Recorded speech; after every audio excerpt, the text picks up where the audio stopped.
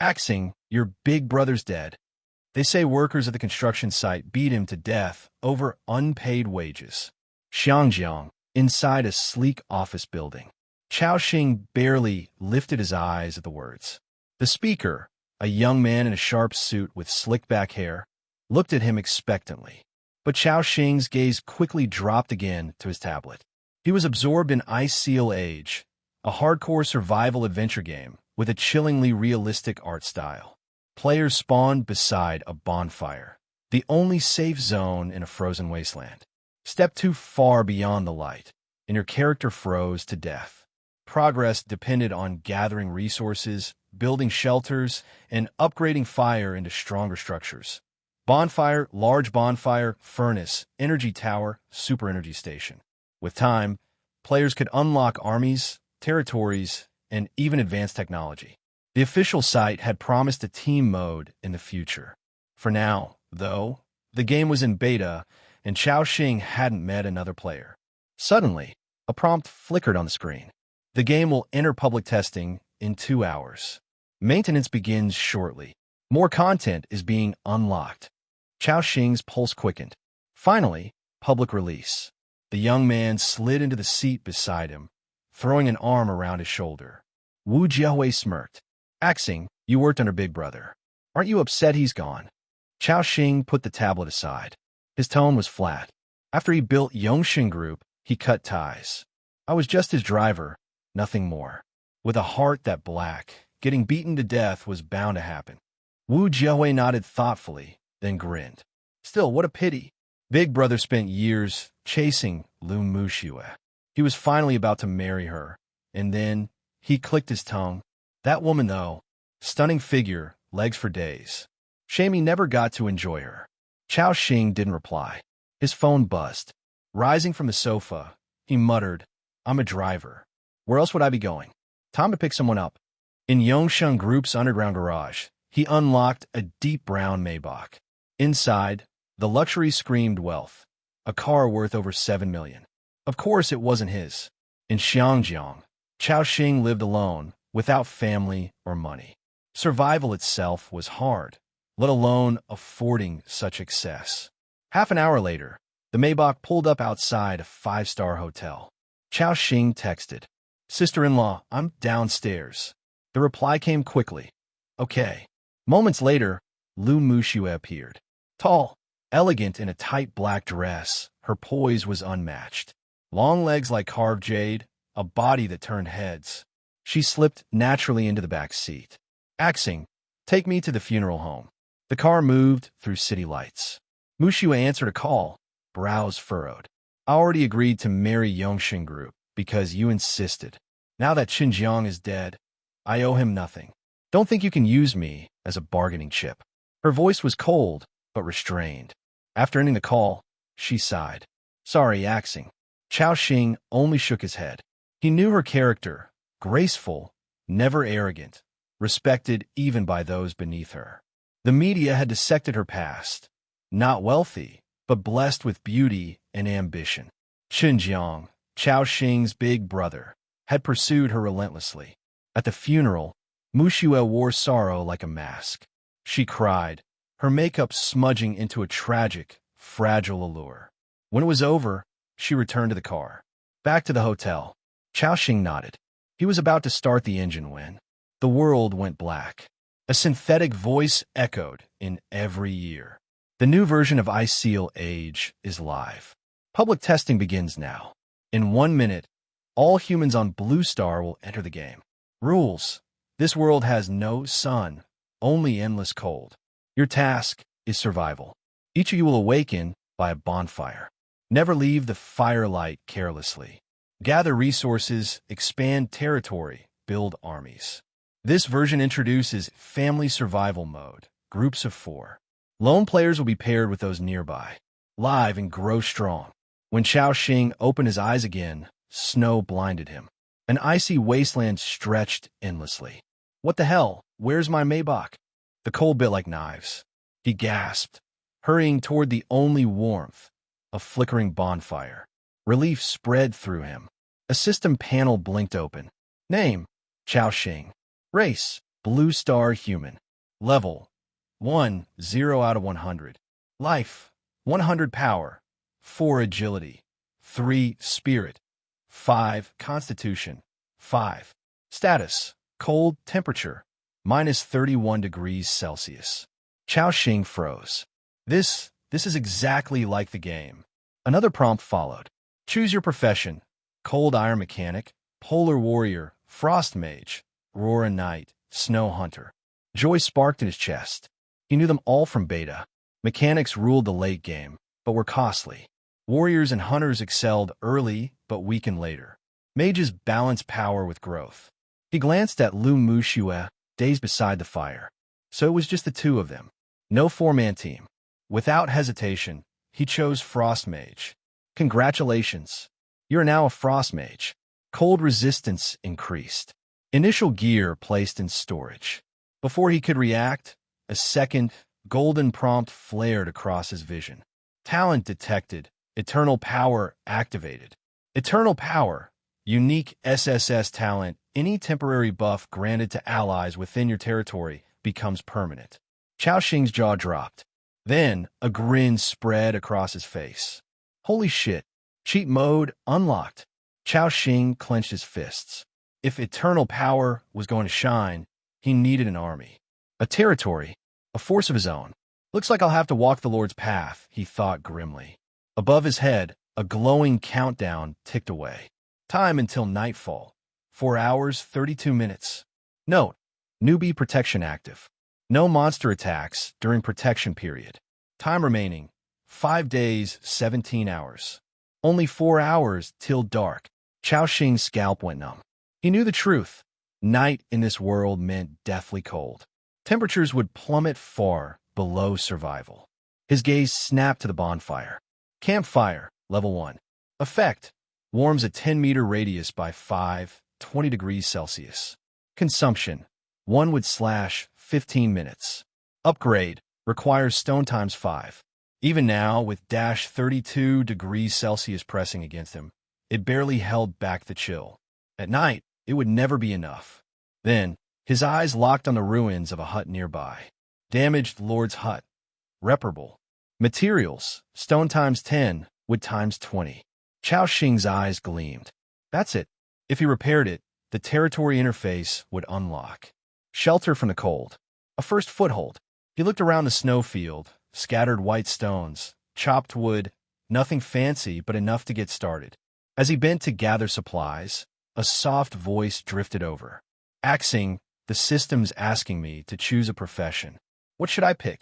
Lu Muxue stood by the bonfire, her brows furrowed, but her tone steady.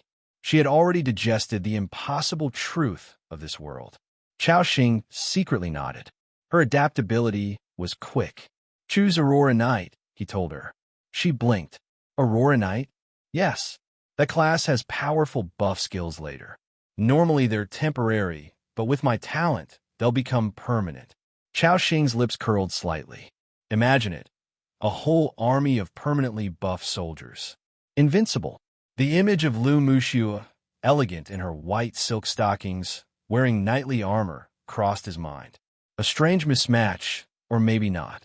A white silk knight? He coughed and pushed the thought aside.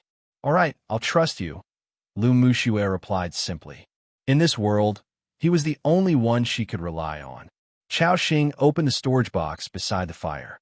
Storage box, level 1. Capacity, 40 slots. Contents: bread times 20, iron pot times 1, stone axe times 4, stone hammer times 4, wooden wand times 1, wooden shield times 1. His eyes lit up. Supplies for 4 people, but the system hadn't docked them even though they were only 2. Perfect. He grabbed a hammer and started gathering materials. Stone +1, wood +2. The work was heavy, his breath turning white in the freezing air. 20 minutes later, dripping with sweat, he finally had enough.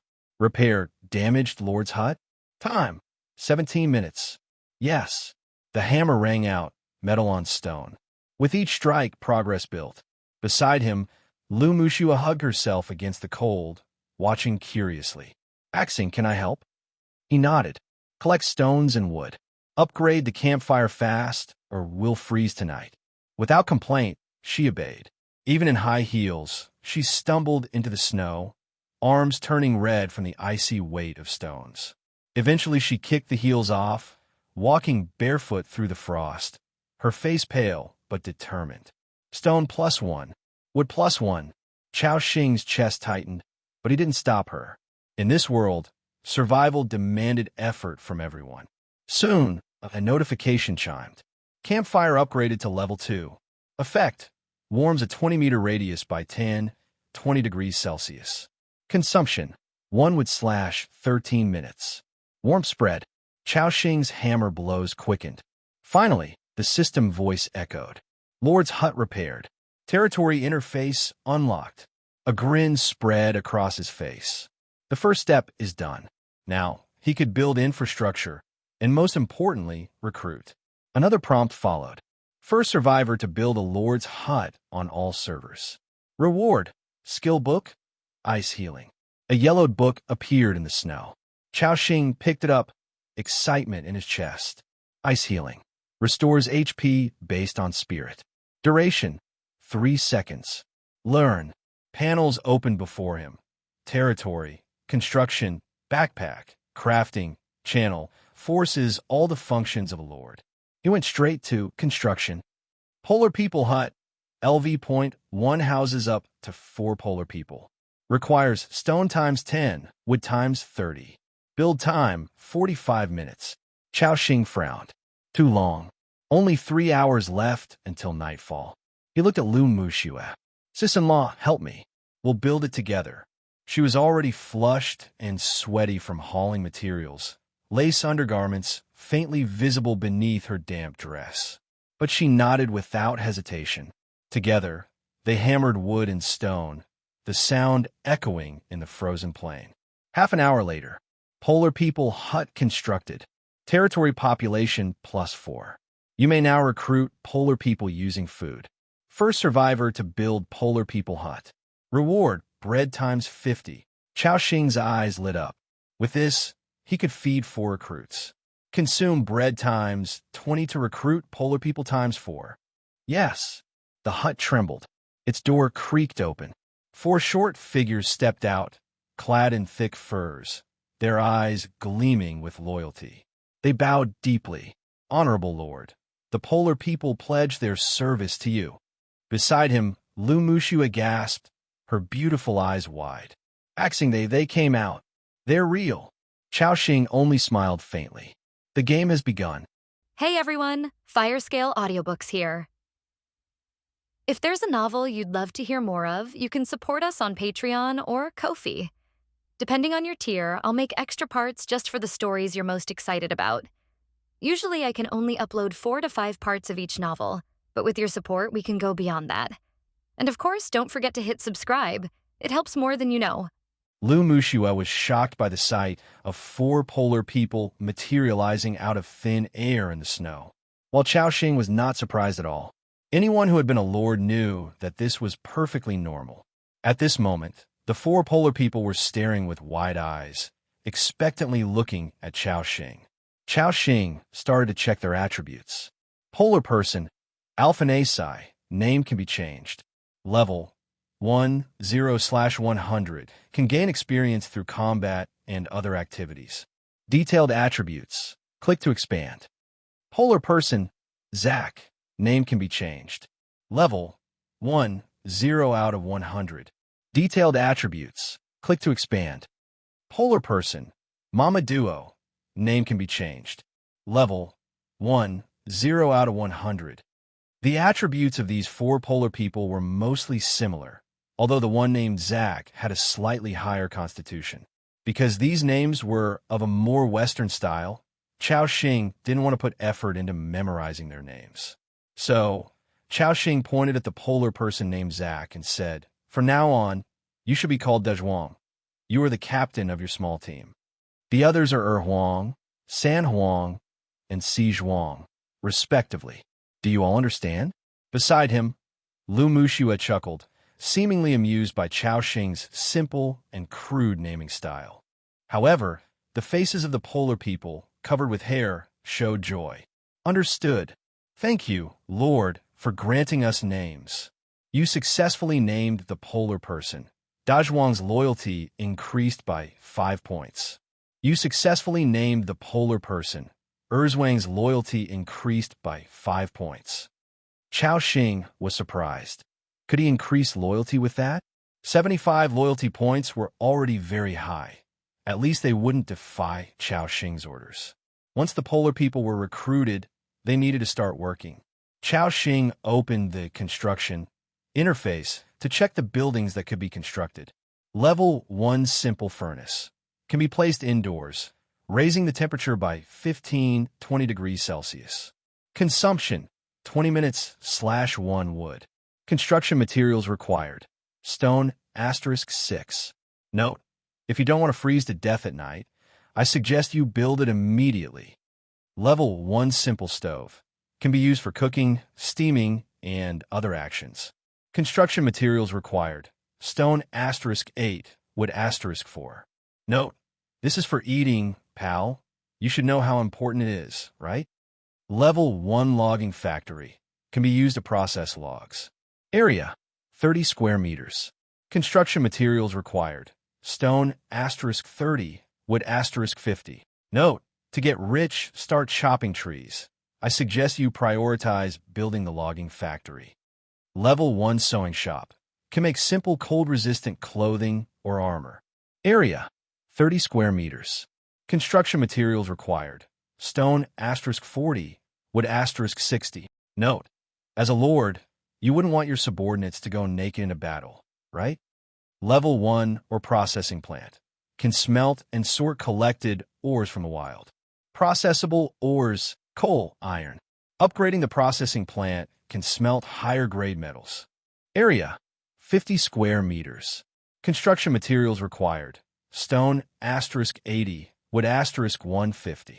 Note: to create more advanced equipment, a processing plant is indispensable. Level 1 blacksmith shop can forge weapons or tools inside. Area 30 square meters.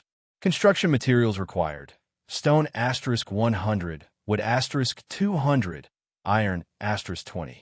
Note: listen, pal, soldiers without weapons are like toothless tigers.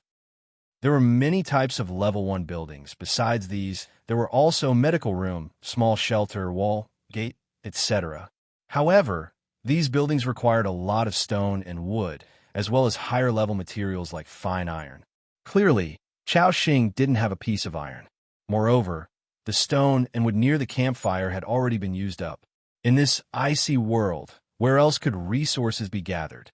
Chao Xing scanned his surroundings. Suddenly, his eyes lit up. About 100 to 200 meters away, he could see a patch of snow-covered small woods and some large stones. These should be the initial resource points. Thus, Chao Xing took out 4 stone axes and 4 iron shovels from his backpack and handed them to the 4 polar people. Then he said, Dazhuang, Erzwang, you team up to chop wood over there. Sanzhuang, Sizhuang, you take the tools and go collect more stones. The 4 polar people straightened up immediately and respectfully said, Yes, Lord. After speaking, they each took their tools and walked toward the snow outside the bonfire. Because of their talents, they could work outside the bonfire for longer than Chao Xing and the others. All 4 polar people were sent out by Chao Xing to gather supplies. Lu Muxue blinked her pretty eyes, asking, What should we do now? Looking at her frostbitten skin and face gradually turning pale. At this rate, Lu Muxue would either freeze to death or fall seriously ill. Getting sick in the snow was a troublesome matter. Chao Xing said, Sis-in-law, you should work indoors next, build the furnace and stove first. Okay. Lu Muxue whispered in response, not forcing it further, and walked inside gracefully.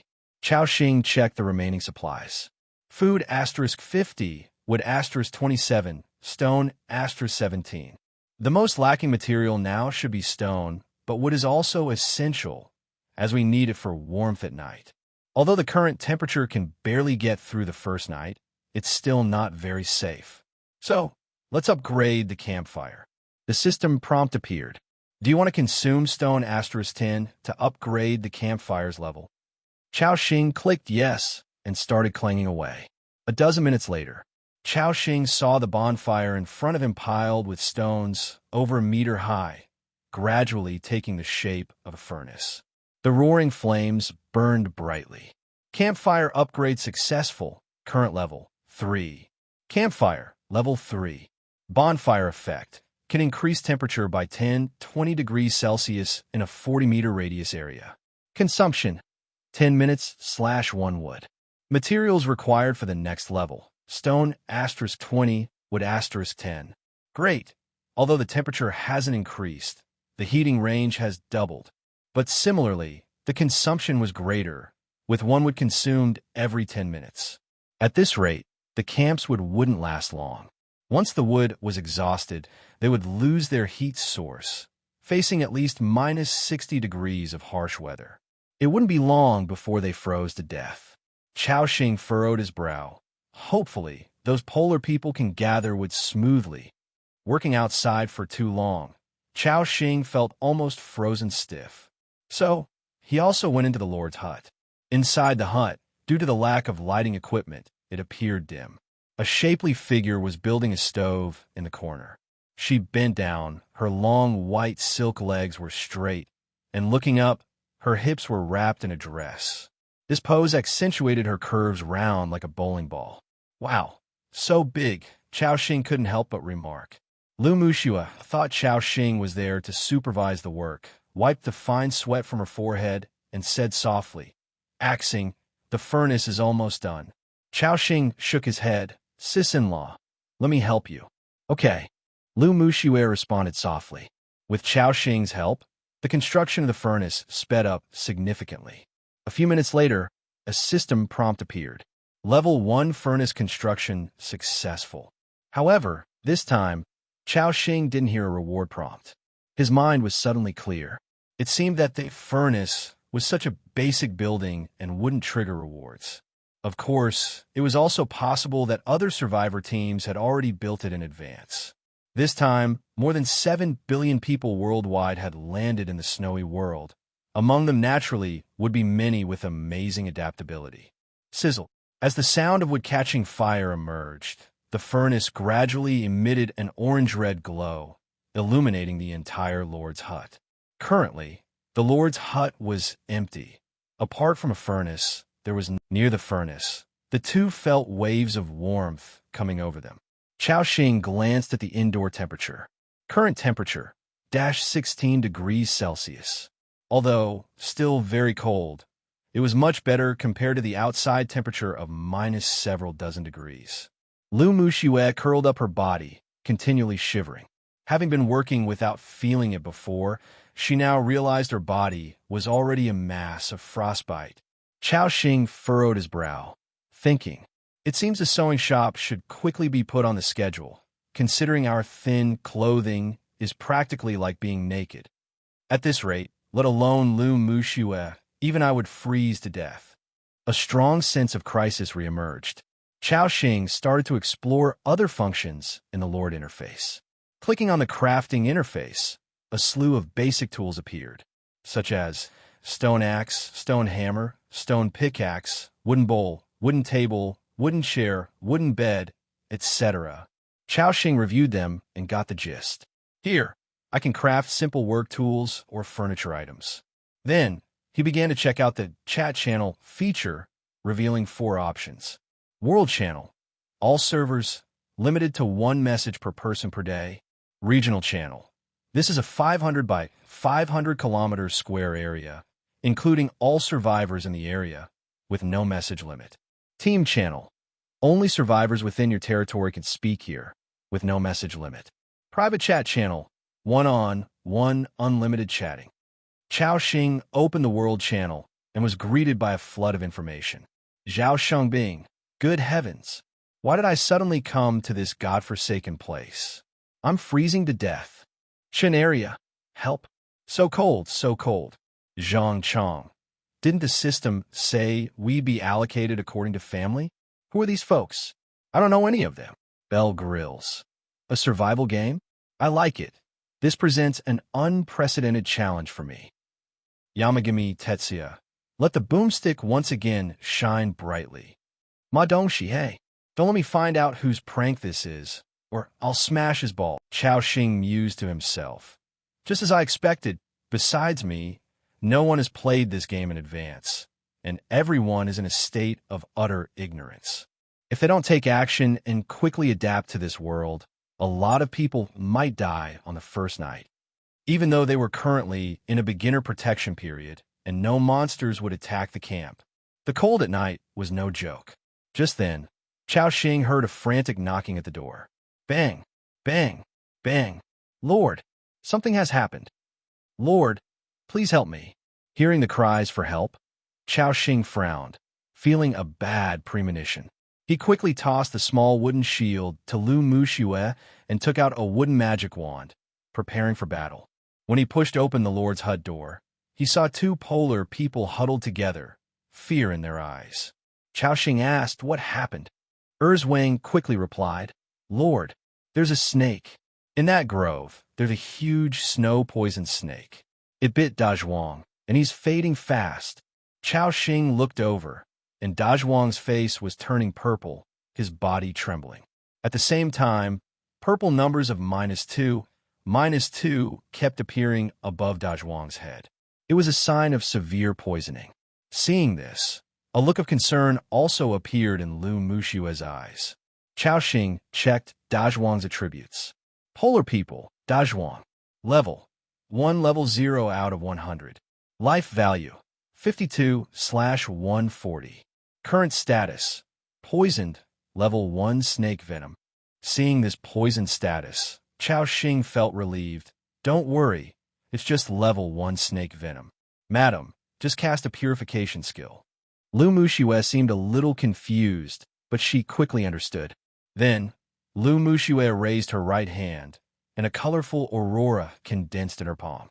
May the holy aurora bless you. Lu Muxue's cool voice rang out. With those words, the aurora entered Dazhuang's body. At the same time, Dazhuang felt a pure power surge in, melting the snake venom like ice and snow. His complexion gradually improved.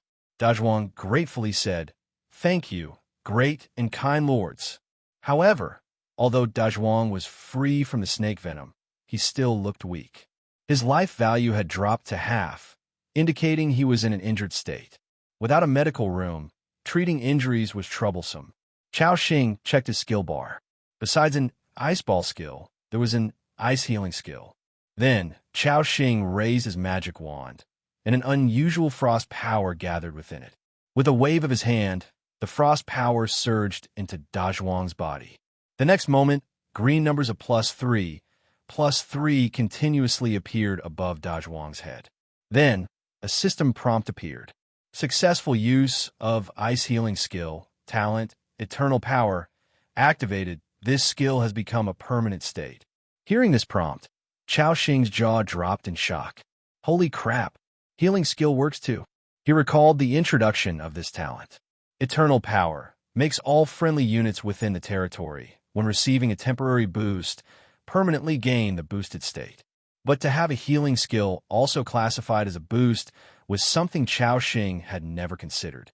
At that moment, sheer joy appeared in Chao Xing's eyes, because it meant Dazhuang now had an infinite healing buff.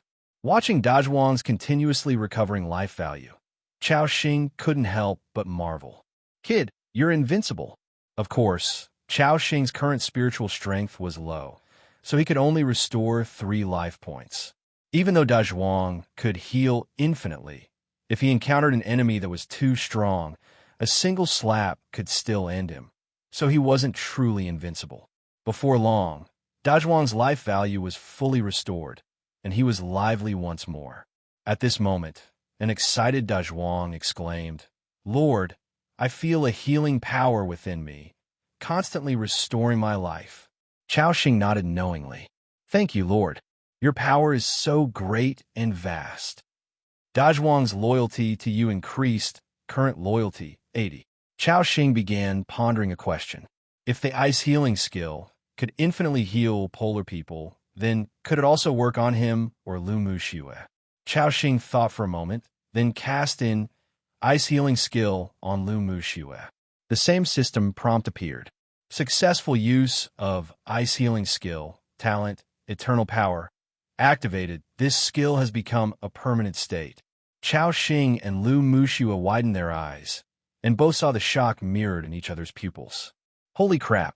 This talent could also work on human survivors. Chao Xing could only say, "This is incredible." This meant his survival capability would experience a qualitative leap. He was eager to cast a green light on himself. As he was about to raise his magic wand, his head suddenly felt dizzy, almost causing him to faint. Chao Xing shook his head and quickly realized the reason.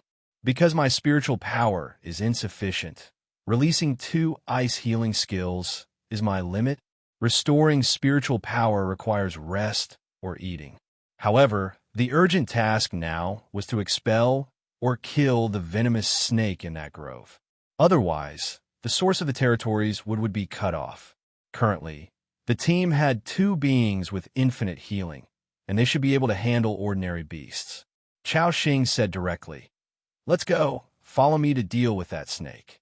The 2 polar people raised their stone axes and shouted, "Follow the Lord's steps." Then, he led Da Zhuang, Erzwang, and Lu Muxue out of the Lord's hut.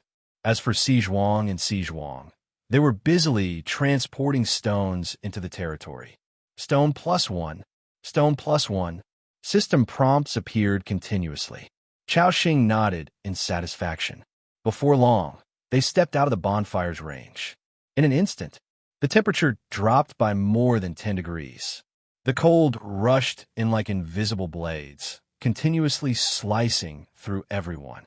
Waves of stinging pain struck. Lu Muxue instantly shrank, her body trembling with cold. Even Chao Xing felt his body stiffen. With temperatures at minus 50 degrees, without the polar people's constitution and cold-resistant clothing, they couldn't last a few minutes before turning into icicles. Fortunately, the grove Chao Xing headed for was not far from the bonfire, just over 100 meters away. The 4 of them walked across the snow, leaving a trail of footprints. Before long, they reached the small forest where dozens of white birch trees were planted sparsely, their branches covered in ice and snow. "Lord, that poison snake is over there." Following the direction of Da Zhuang's point, Chao Xing indeed saw a large snake about 2 meters long, coiled on a tree branch. Hiss! Hiss hiss! The snow-poisoned snake, entirely snow-white, stuck out its crimson forked tongue at the 4, posing a threat. Chao Xing saw the attributes of the poisoned snake in front of him. Snow-poisoned snake, level 2. Race, beast. Life value, 16160.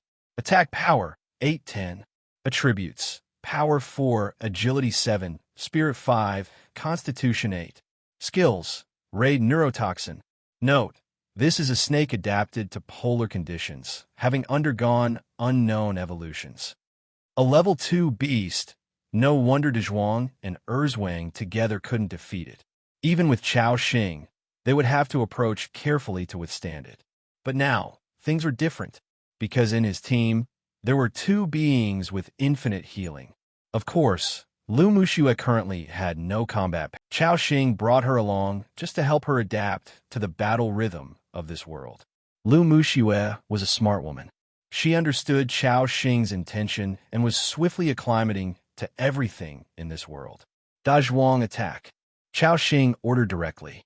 As the words fell, Da Zhuang charged forward with his stone axe raised.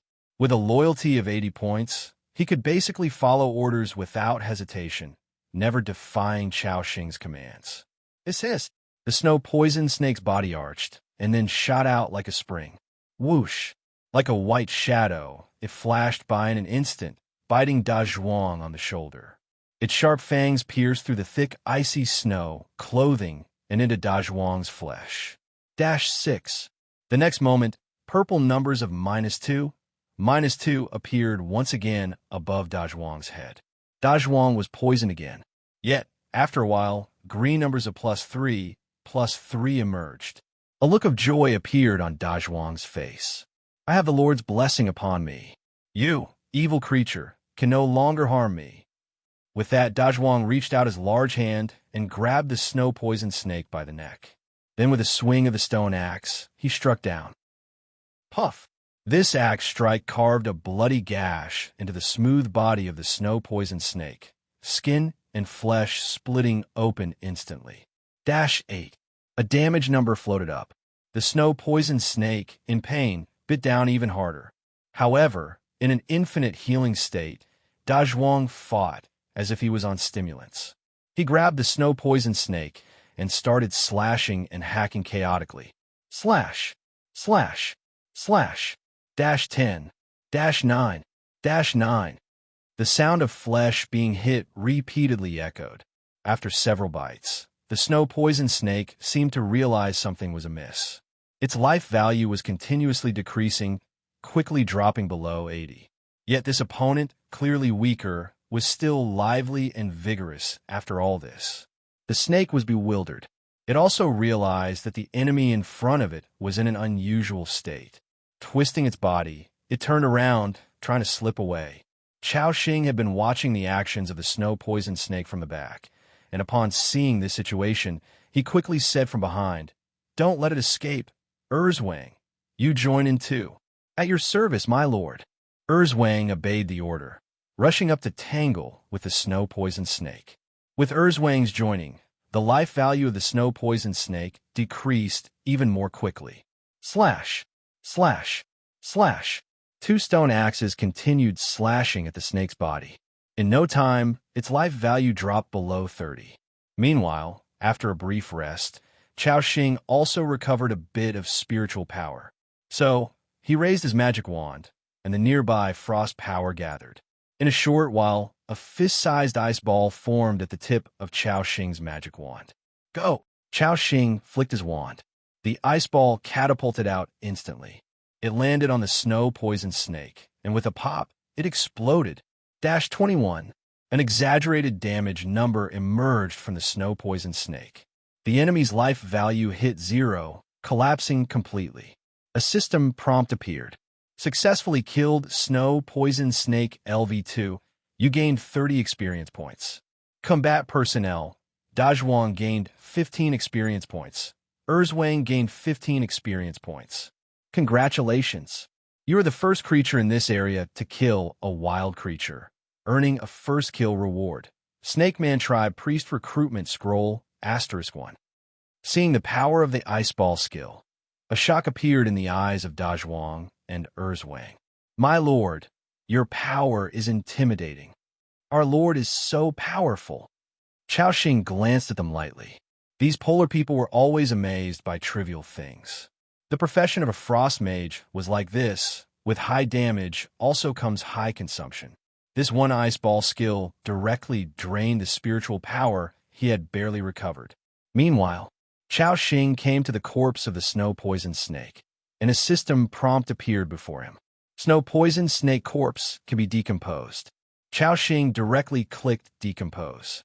In an instant, the body of the snow-poisoned snake vanished. Then, on the icy snow ground appeared a torn snake skin, more than a dozen segments of fresh red snake meat, and a purple poison bag. Torn snake skin, white, *1. Though torn, it can still be used to make simple leather clothes. Fresh snake meat, green, *17. Fresh snake meat. One piece of snake meat equals 5 food units. Poison bag, green, *1. A snake's poison bag, when smeared on a weapon, may have unexpected effects. Seeing the items on the ground, a look of surprise appeared in Chao Xing's eyes. "Whoa, so much snake meat, and a snake skin, this is a big haul." 17 pieces of snake meat meant a total of 85 food units. And the most crucial part was that apart from dry bread, they now had new food. And it was fresh, delicious snake meat. At this moment, Dazhuang and Erzwang were staring intently at the fresh red snake meat on the ground. The sound of gulping saliva continuously heard. "Meat, it's meat. Heavens, how many years has it been since we've seen meat?" Erzwang, "Pinch me, am I dreaming?" Polar people were creatures living in the subterranean world for long periods, seldom able to eat fresh meat. Chao Xing was unaware of their way of life, but from previous conversations with some polar people, he could infer that their living environment was probably very harsh. Erzwang pulled Dazhuang's goatee and exclaimed, "Dazhuang, you're not dreaming. This is real meat. Oh my God, if someone would let me taste delicious meat, I would give my life for them." Chao Xing knew that these polar people were saying it for him to hear. "All right, you all speed up your work. Tonight, everyone gets to drink snake soup." Hearing this, Dazhuang and Erzwang immediately sprang up from the ground, shouting loudly, "Long live the Lord! We'll get to work right away." Then, the two polar people, wielding stone axes, enthusiastically went off to chop wood. Watching their energetic demeanor, Chao Xing collected all the materials on the ground. He looked at Lu Muxue, who was standing to the side, and said, "Sister-in-law, did you remember? When encountering enemies in the wild, you also need to fight like this to defeat them." Lu Muxue hugged a shield to her chest and nodded firmly. Hum, I remember, axing."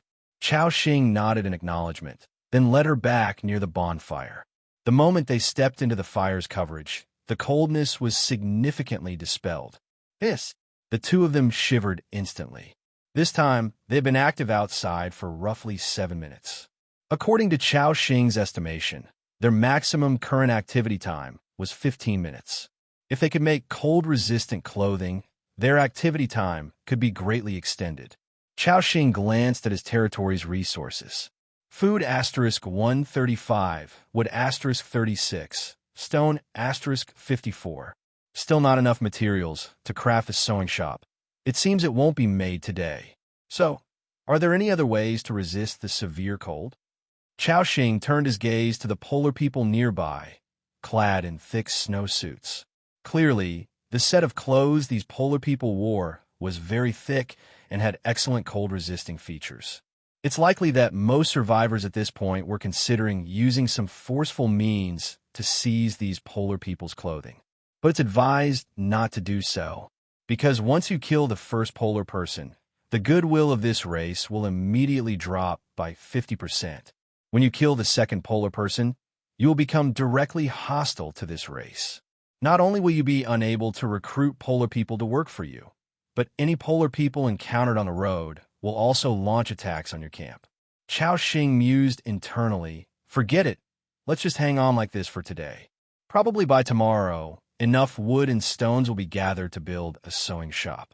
At this moment, Chao Xing recalled the first kill reward that the system just gave, which seemed to be a recruitment scroll. After taking it out from his backpack, the scroll's attributes appeared before him. Snake Man Tribe Priest Recruitment Scroll. Can summon a level 5 Snake Man Tribe Priest to assist the Lord in battle. Occupies 2 population. Seeing this system introduction, a look of joy instantly appeared on Chao Xing's face. Goodness, it's actually a scroll that can summon a level 5 creature. This reward is really nice. However, the Snake Man Tribe, this race, was something Chao Xing had never encountered in the game before, so he didn't know what they were like. Of course, it could also be because Chao Xing hadn't developed to the later stages and hadn't explored the full range of that game. The vastness of this world exceeded Chao Xing's imagination. Do you want to consume the scroll to summon the Snake Man Tribe Priest? Yes. With the words spoken, a hexagram array emerged in front of Chao Xing out of thin air. The next moment, the hexagram array emitted a dazzling light. Lu Muxue, beside him, was also curiously watching Chao Xing's actions. Meanwhile, they suddenly felt as if a strong, cold aura had descended. Then the cold wind blew. A winding, white-bodied creature appeared. The 5-meter-long snake body was covered in scales, and a slender tail swung casually in the snow. And atop this serpentine body, there was a human female head. With elongated eyes and chiseled features, one glance exposed an air of enchantment. Chao Xing and Lu Muxue, both stunned, gazed at this towering snake woman. Wow, what a massive snake! Lu Muxue's small mouth hung slightly open. Chao Xing, also seeing such a creature for the first time, found it beyond his expectations. So this is the Snake Man tribe, truly living up to its name. At this moment, The snake-bodied, human-headed creature locked eyes, with Chao Xing using its ghostly green pupils. It opened its dark purple lips and softly spoke. "Esteemed Lord Yailina, the priest of the Snake Man tribe, at your service." The attributes of this snake man appeared before Chao Xing. Wow, such strong attributes, truly worthy of a level 5 creature. Chao Xing was amazed. Moreover, the crucial thing was that Chao Xing saw Yailina's 2 skills, Snake Man Tribe Frenzy and Scale Armor. These 2 skills were both buff-type skills. With his own SSS level talent, they were equivalent to a permanent increase of 10 armor. For easy calculation, 1 point of armor offset 1 point of attack power. For ordinary creatures like polar people, 1 point of power roughly equaled 2 points of physical attack power. Depending on profession and race talent, power bonuses to attack vary between 1.5 attack power to 3 physical attack power. In other words, apart from Dazhuang, the other polar people's attacks hardly posed any effective damage to Chao Xing. This showed how terrifying the boost from this skill could be in the early stages. The other skill, Snake Man Tribe Frenzy, increased move speed and attack speed by 20%, a percentage boost skill that was even more frightening. At this moment, Chao Xing felt as if he had found treasure. Suppressing his excitement, Chao Xing said, "Yailina, please cast the Snake Man Tribe Frenzy skill on us first." In this world, he obviously needed to seize every opportunity to enhance his power. Yailina flicked her scarlet tongue and said, "With pleasure, my lord." As she spoke, Yailina raised her spear, and a red energy gathered around it. Then she pointed her spear, and the energy fell upon Chao Xing. In an instant, Chao Xing felt a surge of hot energy flowing through his body, significantly boosting his hand speed and move speed.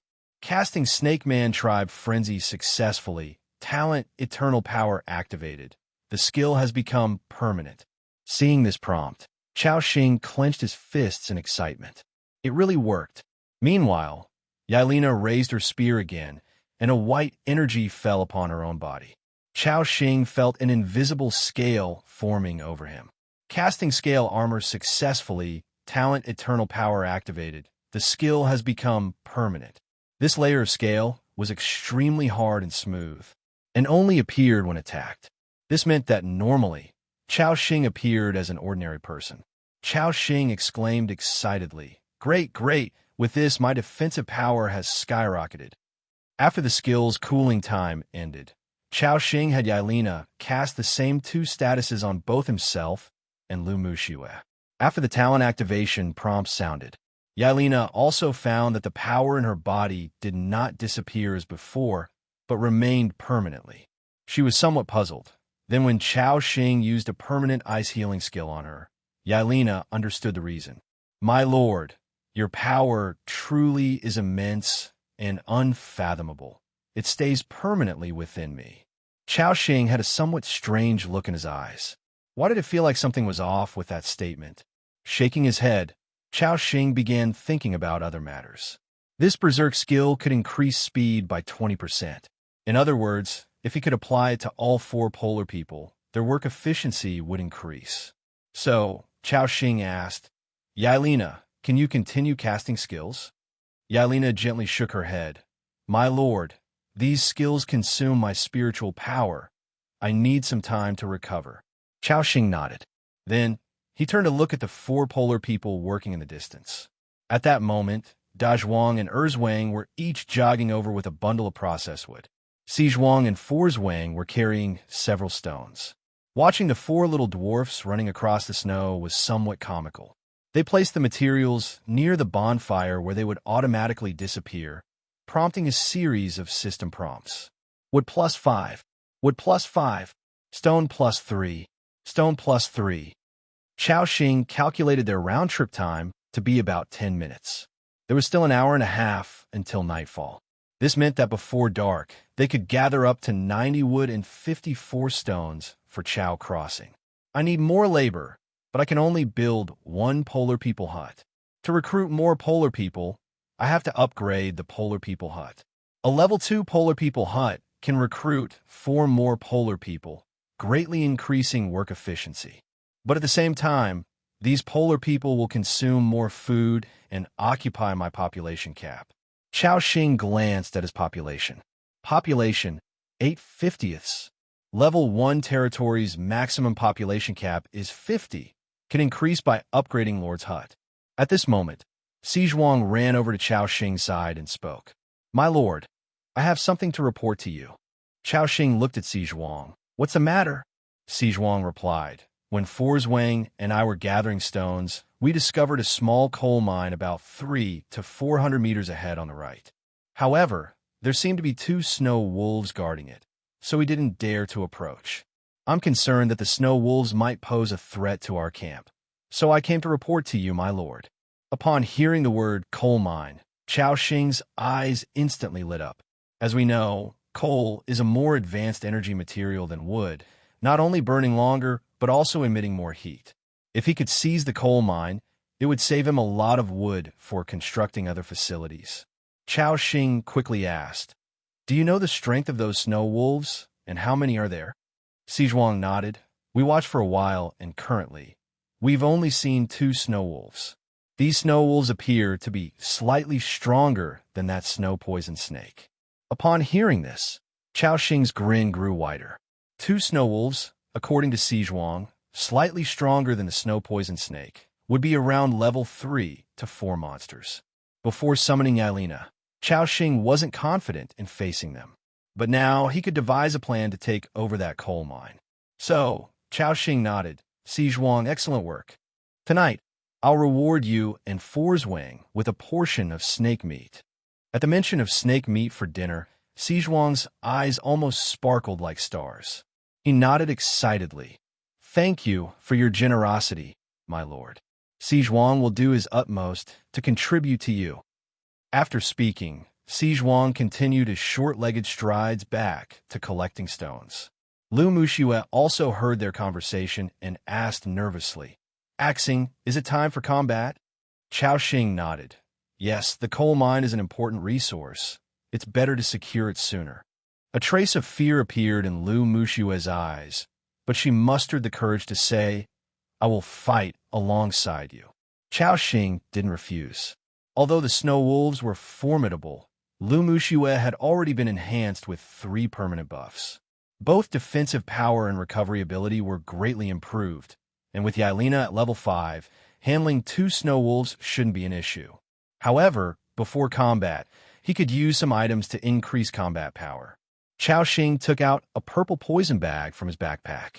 Poison bag of the snow poison snake green. Effect. Apply to weapon to inflict level 1 poison state for the next 15 attacks. Remaining uses 10 times. Chao Xing applied the poison liquid to Yailina's trident and Lu Muxue's ordinary stone axe. Their weapons glowed with a faint purple light. Having finished these preparations, Chao Xing nodded and said, Then, let's set out now. Saying this, he raised his simple wooden staff and headed into the snow. Yailina, holding the long spear, led the way. Her snake-like body slithered across the snow, leaving a distinct trail. Chao Xing and Lu Muxue followed behind her. Shoo! Shoo! The farther from the bonfire they went, the thicker the snow on the ground became, nearly reaching their ankles. The cold pierced deeper and deeper. After about 4 minutes, they arrived at the location Si Zhuang had mentioned. Indeed, there was a dark mine shaft, and beside it, a pile of mined coal lay. Chao Xing calculated their round-trip time to be about 10 minutes. There was still an hour and a half until nightfall. This meant that before dark, they could gather up to 90 wood and 54 stones for Chao Crossing. I need more labor, but I can only build 1 polar people hut. To recruit more polar people, I have to upgrade the polar people hut. A level 2 polar people hut can recruit 4 more polar people, greatly increasing work efficiency. But at the same time, these polar people will consume more food and occupy my population cap. Chao Xing glanced at his population. Population, 8/50ths. Level 1 territory's maximum population cap is 50, can increase by upgrading Lord's Hut. At this moment, Si Zhuang ran over to Chao Xing's side and spoke. My lord, I have something to report to you. Chao Xing looked at Si Zhuang. What's the matter? Si Zhuang replied. When Wang and I were gathering stones, we discovered a small coal mine about 300 to 400 meters ahead on the right. However, there seemed to be 2 snow wolves guarding it, so we didn't dare to approach. I'm concerned that the snow wolves might pose a threat to our camp, so I came to report to you, my lord. Upon hearing the word coal mine, Chao Xing's eyes instantly lit up. As we know, coal is a more advanced energy material than wood, not only burning longer, but also emitting more heat. If he could seize the coal mine, it would save him a lot of wood for constructing other facilities. Chao Xing quickly asked, Do you know the strength of those snow wolves, and how many are there? Si Zhuang nodded. We watched for a while, and currently, we've only seen 2 snow wolves. These snow wolves appear to be slightly stronger than that snow poison snake. Upon hearing this, Chao Xing's grin grew wider. 2 snow wolves, according to Si Zhuang, slightly stronger than the snow poison snake, would be around level 3 to 4 monsters. Before summoning Yailina, Chao Xing wasn't confident in facing them. But now he could devise a plan to take over that coal mine. So, Chao Xing nodded. Si Zhuang, excellent work. Tonight, I'll reward you and Wang with a portion of snake meat. At the mention of snake meat for dinner, Si Zhuang's eyes almost sparkled like stars. He nodded excitedly. Thank you for your generosity, my lord.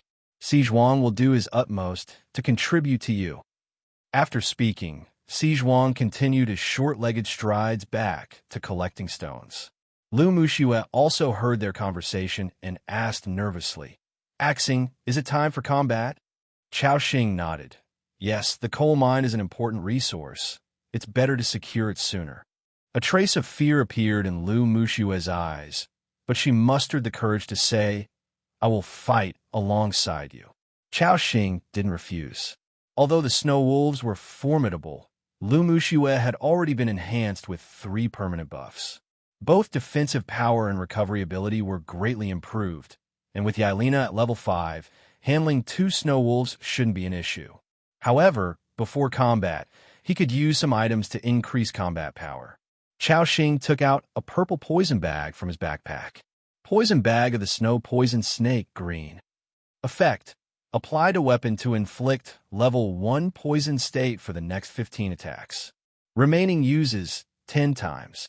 Chao Xing applied the poison liquid to Yailina's trident and Lu Muxue's ordinary stone axe. Their weapons glowed with a faint purple light.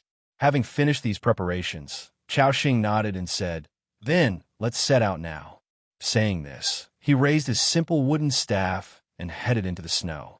Yailina, holding the long spear, led the way. Her snake-like body slithered across the snow, leaving a distinct trail. Chao Xing and Lu Muxue followed behind her. Shoo! Shoo!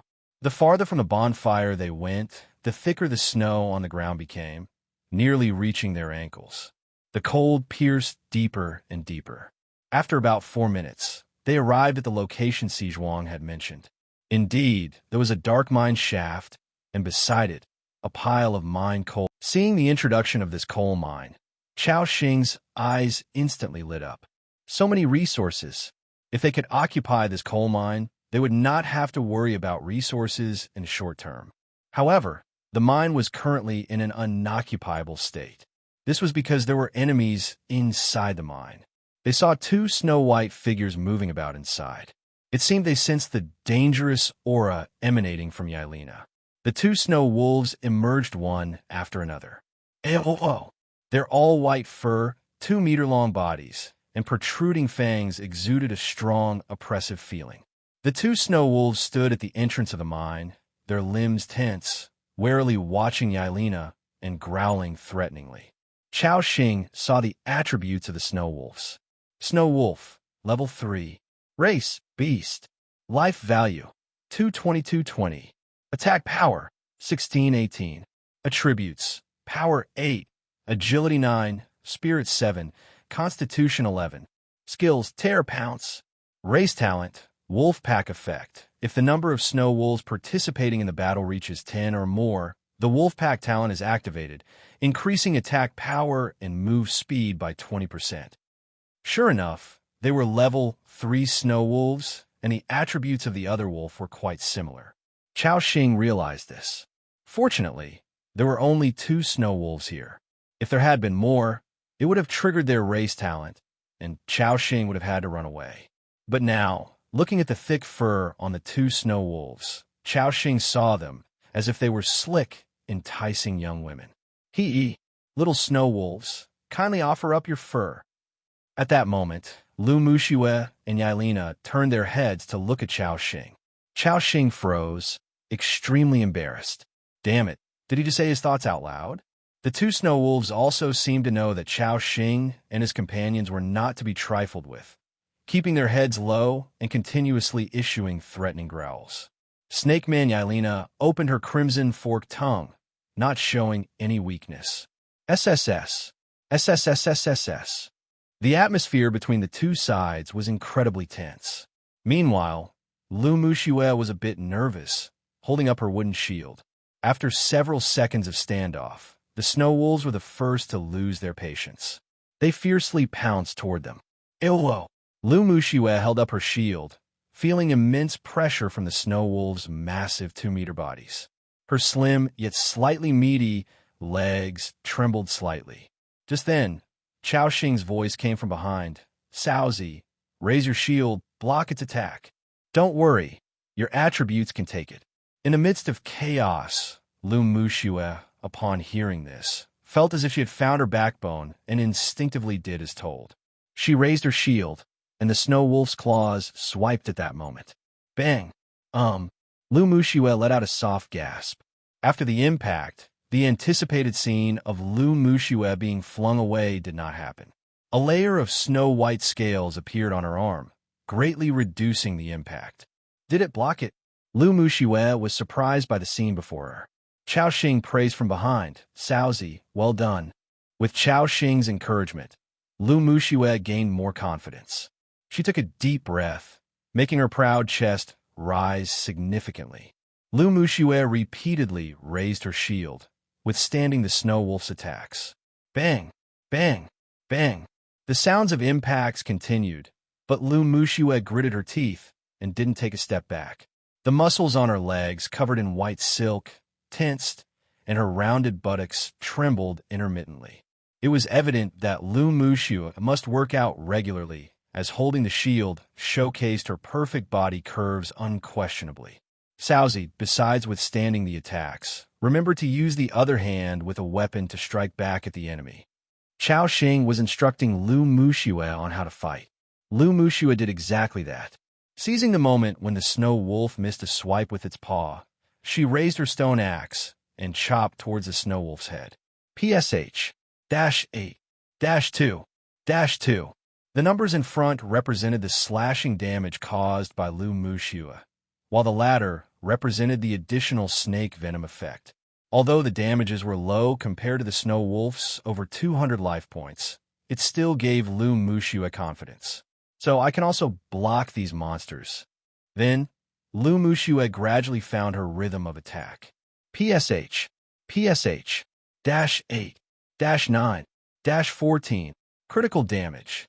She blocked the snow wolf's attack while looking for an opportunity to counterattack. Chao Xing was behind her, gathering the ice ball skill.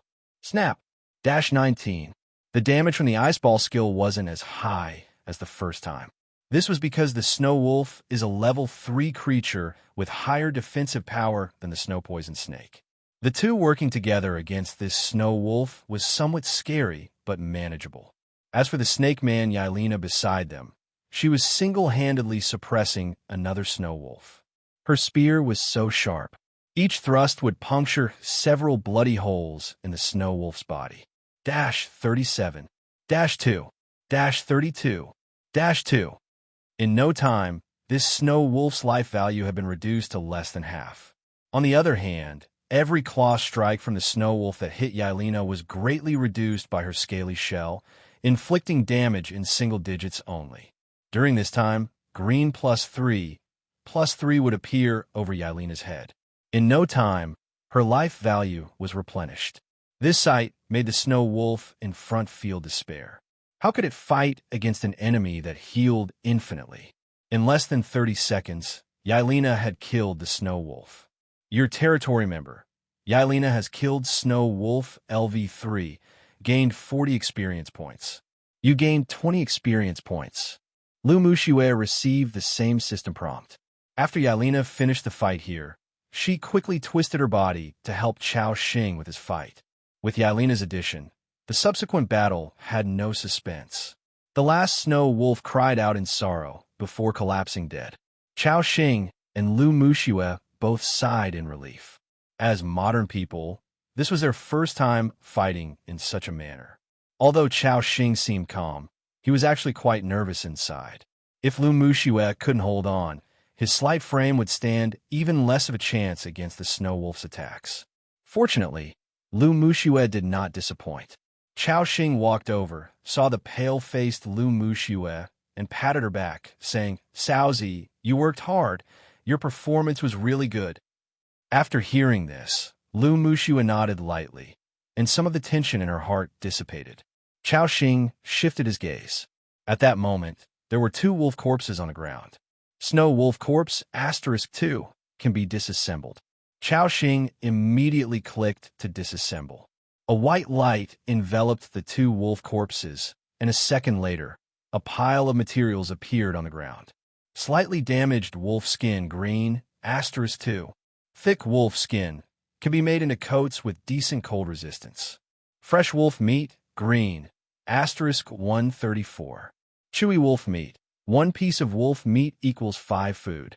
Snow wolf skeleton green *32.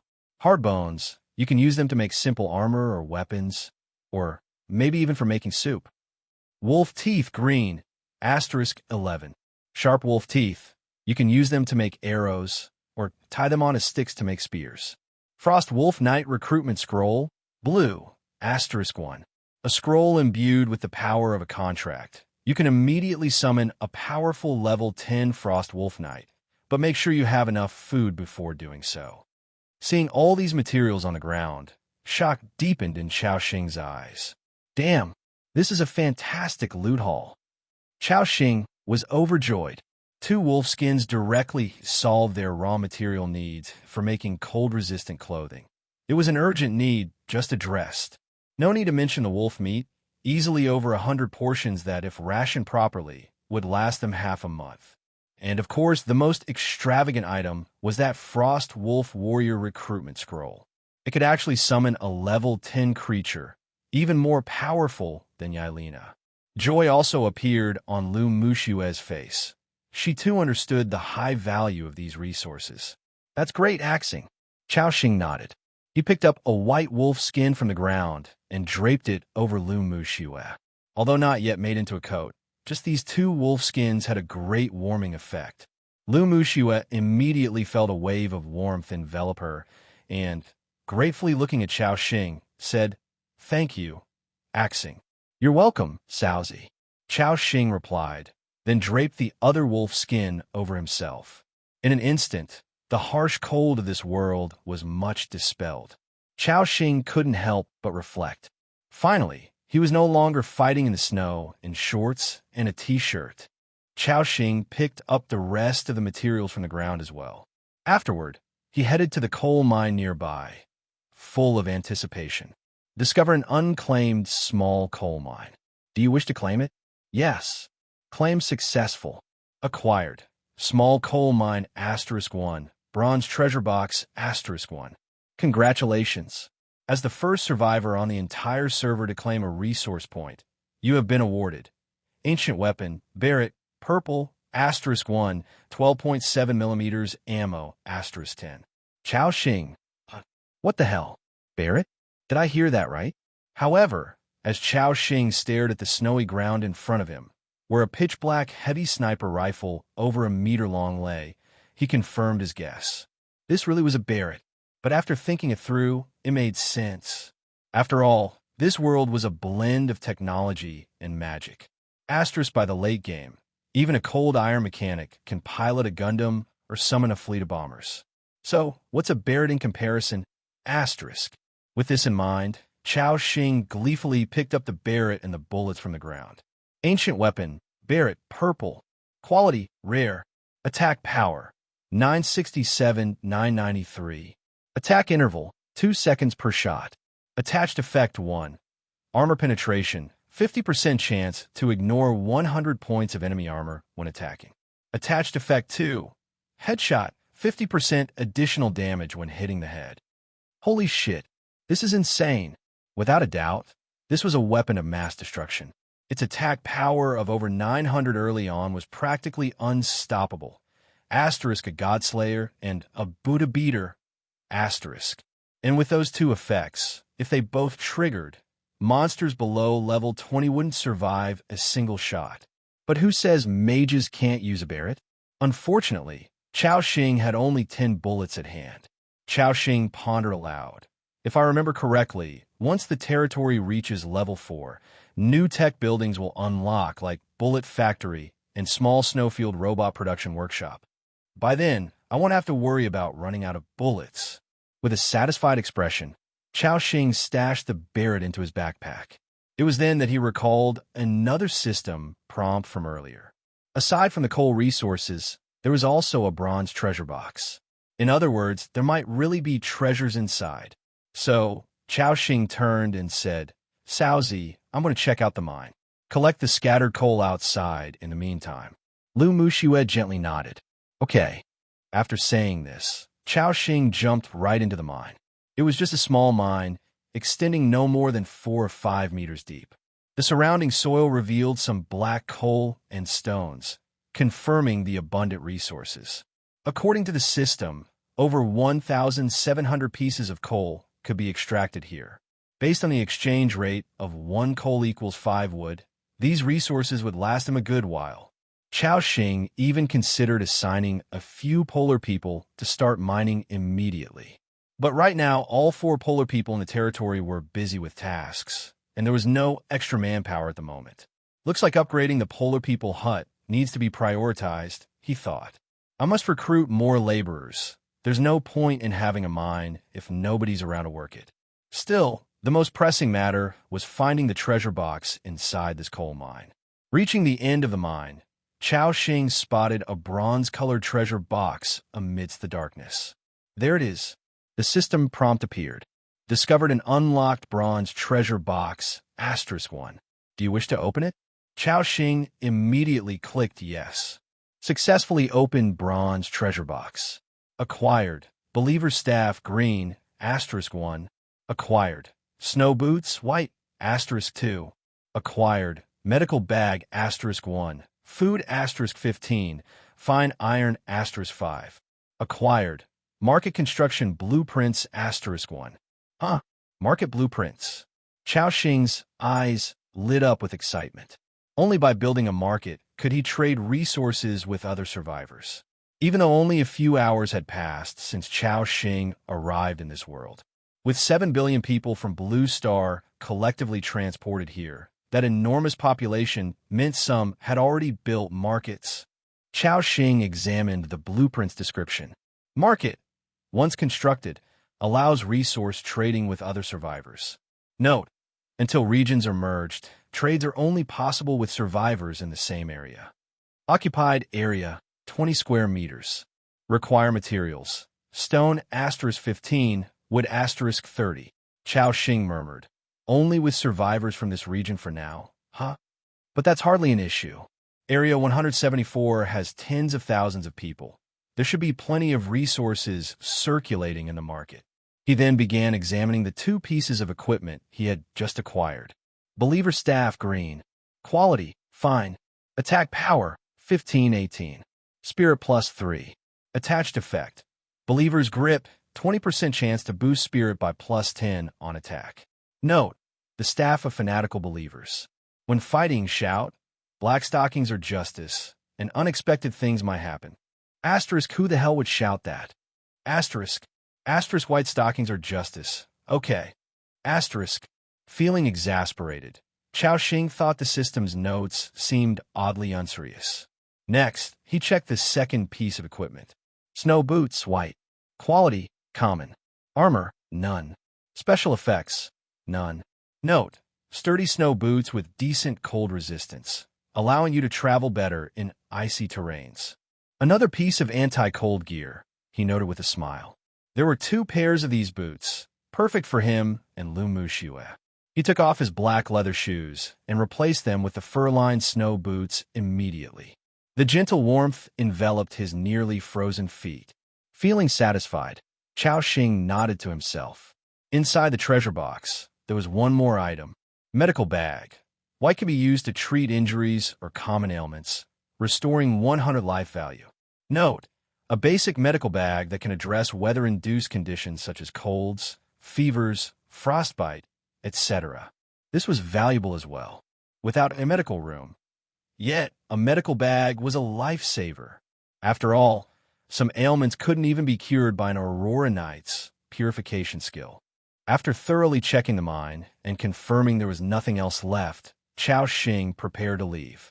But before departing, he decided to dismantle the treasure box, just in case. Successfully dismantled bronze treasure box. Acquired copper *5. Chao Xing crawled out of the mine. Seeing him emerge, Lu Muxue said softly, "Axing, I've collected all the scattered coal. There's a total of 112 pieces, enough to last us a long time." The joy of accomplishment shone on her face. Chao Xing nodded. "Good job, Saozi. Here, these snow boots are for you." He placed a pair at Lu Muxue's feet. Noticing her legs were red from the cold, trembling uncontrollably, with her delicate toes tightly curled, he knew they had to act fast. If they didn't return to the bonfire within minutes, her legs might suffer lasting frostbite. Although Lu Muxue longed for the boots, she also understood their immense value in such harsh conditions. "Are you sure these boots are for me?" she asked tentatively. Chao Xing chuckled. "Of course. I already have a pair, and Yailina doesn't have legs. Who else but you could wear them?" Relieved, Lu Muxue whispered shyly, "Thank you, Axing." Chao Xing waved it off and motioned for her to wear them quickly. Just then, Lu Muxue hesitated and said softly, "Axing, could you help me? My legs aren't cooperating." Her cheeks flushed to her ears as she spoke.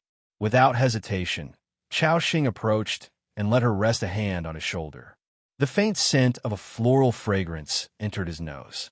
As she clung to his neck, Lu Muxue struggled to lift her right leg. Seeing her condition, Chao Xing realized her legs had gone stiff from the cold. "Let me help you put them on." Before Lu Muxue could respond, he lifted her leg, which was wrapped in white stockings. Ugh! Lu Muxue's body quivered, her eyes widening instantly. Focused and swift, Chao Xing helped her into both pairs of boots before crouching down slightly. "Saozi, I'll carry you back to camp." Embarrassed, but unable to refuse, Lu Muxue nodded softly. Thank you." She wrapped her arms around his neck while strong hands supported her thighs. Feeling unexpectedly soft skin beneath his hands, Chao Xing thought to himself, "Geez, she's really soft." With Lu Muxue on his back and Yailina slithering beside them, the trio made their way back to camp. The comforting warmth from the bonfire enveloped them once again, easing their stiffness from the cold. After ensuring Lu Muxue was settled, Chao Xing glanced at the sky, which was growing darker. There were only 30 minutes before nightfall. He needed to construct a small shelter for Yailina to sleep in for the night. After all, if the residents of his territories suffered through a frigid night, their loyalty would drop. In addition, he needed to build the market for trading resources with other survivors. Looking over the territory's resources, he saw food, bread *50, snake meat *17, wolf meat *134, wood *97, coal *112, stone *62. Not bad. I've got enough materials to build both the logging factory and the market, plus a small shelter. He called out into the distance, "Dazhuang, Erzwang, come back." The polar people dropped their tasks and shivered their way back toward the bonfire. "Lord, what do you need?" Chao Xing nodded and began issuing orders. "Dazhuang, Erzwang, you two work on building the logging factory. Sizhuang, the market is your responsibility. Sizhuang, build a small shelter." Adding one last note, he said, Once you've completed these tasks, you can eat. At the mention of food, the four polar people's eyes lit up. Don't worry, Lord. We'll finish before nightfall. Yeah, you can count on us, Lord. At that moment, Chao Xing heard a gurgle sound near his ear. It wasn't coming from him, but rather from Lu Muxue beside him. She wasn't someone with a particularly strong physique to begin with, and, on top of that, she had just been through a battle, which had drained a great deal of her strength. So it was normal for her to be hungry. Seeing Chao Xing looking over, Lu Muxue's pretty face turned red, and she buried her head deeply. No, sorry. Chao Xing shook his head and said, Saozi, let's go inside first. It's time to start cooking. Lu Muxue nodded gently. Then, they entered the empty lord's hut. To cook, one must first build the stove. So, Chao Xing found a corner and then opened the construction interface to start building. Do you want to consume materials? Stone *8, wood *4, to build a level 1 simple stove? Yes. Chao Xing started to build according to the blueprint provided by the system. In just a few minutes, a simple stove made of stone appeared in front of Chao Xing.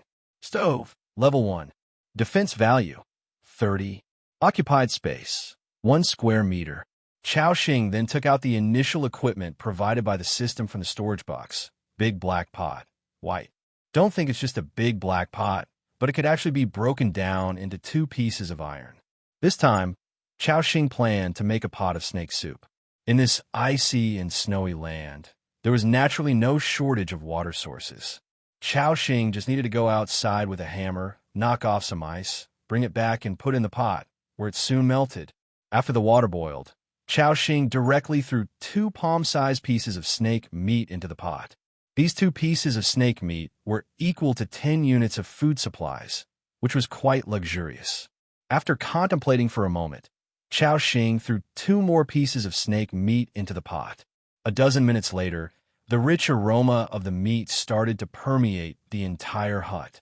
Lu Muxue, who was huddled to one side, couldn't help but lift her head and swallow saliva as she gazed at the pot. Saozi, it's almost ready. Just wait a little longer. Lu Muxue, feeling embarrassed, lowered her head and responded softly. Axing, let me handle the cooking in the future. After hearing this, Chao Xing laughed and said, In the future, you are going to be the Lord's woman. How can we be the ones to do these tasks? Now we are short-handed, but once we recruit more forces, we won't need to cook ourselves. Hearing this, Lu Muxue also revealed a gentle smile. Axing, you understand so much. Chao Xing shook his head. It's nothing, I just play a lot of games, that's all. Outside, the sky turned increasingly dim. The temperature started to drop sharply as well. After the stove was lit, the temperature in the room had risen to minus 11 degrees Celsius. But now, in the blink of an eye, it dropped back down to minus 16 degrees Celsius. The temperature outside was an astonishing minus 50 degrees Celsius. The howling wind, like a bone-scraping knife, incessantly swept over the bodies of the polar people. Under these temperature conditions, even with a bonfire, work couldn't continue. Unless, later on, the bonfire was upgraded to an energy tower, then even in blizzard conditions, one could safely get through. At this point, Chao Xing saw several prompts appear on the territory interface. Your territory building, the logging factory, has been successfully constructed. Your territory building, the market, has been successfully constructed. Your territory building, the small shelter, has been successfully constructed. Chao Xing breathed a sigh of relief. The tasks he had entrusted to the 4 polar people had all been completed before nightfall. So he went to the door of the Lord's hut and said, Dazhuang, Erzwang, you all can come and eat now. 4 polar people swarmed into the Lord's hut. Even Yailina curled up and squeezed into the hut against the wooden walls. The Lord's hut, which was a total of 30 square meters in area, became extremely crowded all at once. Lu Muxue had already filled 6 wooden bowls with meat soup, which also contained melted snake meat. The eyes of the 4 polar people gleamed, and their hands holding the bowls were shaking. But since Chao Xing hadn't spoken, they didn't dare make any presumptuous moves. At that moment, Chao Xing came to the stove and picked up one of the wooden bowls, saying, "Although we've only known each other for a day, I'm very satisfied with your performance. To reward you for your efforts, enjoy this pot of snake soup to your heart's content. Now let's enjoy the meal." At this instant, the four polar people lifted the delicious soup in their hands, their saliva secreting crazily. Then they shouted in unison, "Praise the great Lord! Praise the great second Lord!" As the words were uttered, the four polar people drained the soup bowls in one gulp. The sounds of glug glug filled the air. Moments later, a look of bliss appeared on the faces of all four polar people. Good heavens, I swear this is the most delicious meal I've ever had in my life. Erzwang, me too. I've never had such delicious soup in the underground. Everyone, we must remember, all of this was bestowed upon us by the Lord. We must work hard to repay the Lord. We are willing to go through fire and water for the Lord. The four polar people were deeply moved. A system prompt appeared. Your territory member, Dazhuang, has tasted delicious snake soup. His loyalty has increased. Current loyalty, 85. Your territory member, Erzwang, has tasted delicious snake soup. His loyalty has increased. Current loyalty, 80. The goodwill of the four polar people skyrocketed, all over 80 points. With such high goodwill, basically whatever Chao Xing asked them to do, they would do. Chao Xing also noticed Yailina nearby. Her hunger level had dropped below 50. Yailina squinted her slender eyelids, constantly sticking out her tongue, seemingly also eager to eat. Chao Xing approached Yailina and asked, "Yailina, do you want raw meat or cooked meat?" Yailina spat out her crimson tongue. "Raw meat, respected lord." Chao Xing nodded, about to take out 2 pieces of snake meat from his backpack. After a thought, Chao Xing put them back. Instead, he tossed 2 pieces of the newly harvested wolf meat to Yailina. Yailina bit into it in one go and then swallowed it down directly. Licking her lips, she smiled contentedly and said, "Thank you, Lord." Your territory member, Yailina, has tasted delicious wolf meat. Her loyalty has increased. Current loyalty, 71. Chao Xing noticed that Yailina's hunger level had risen by 10 points, barely reaching 60.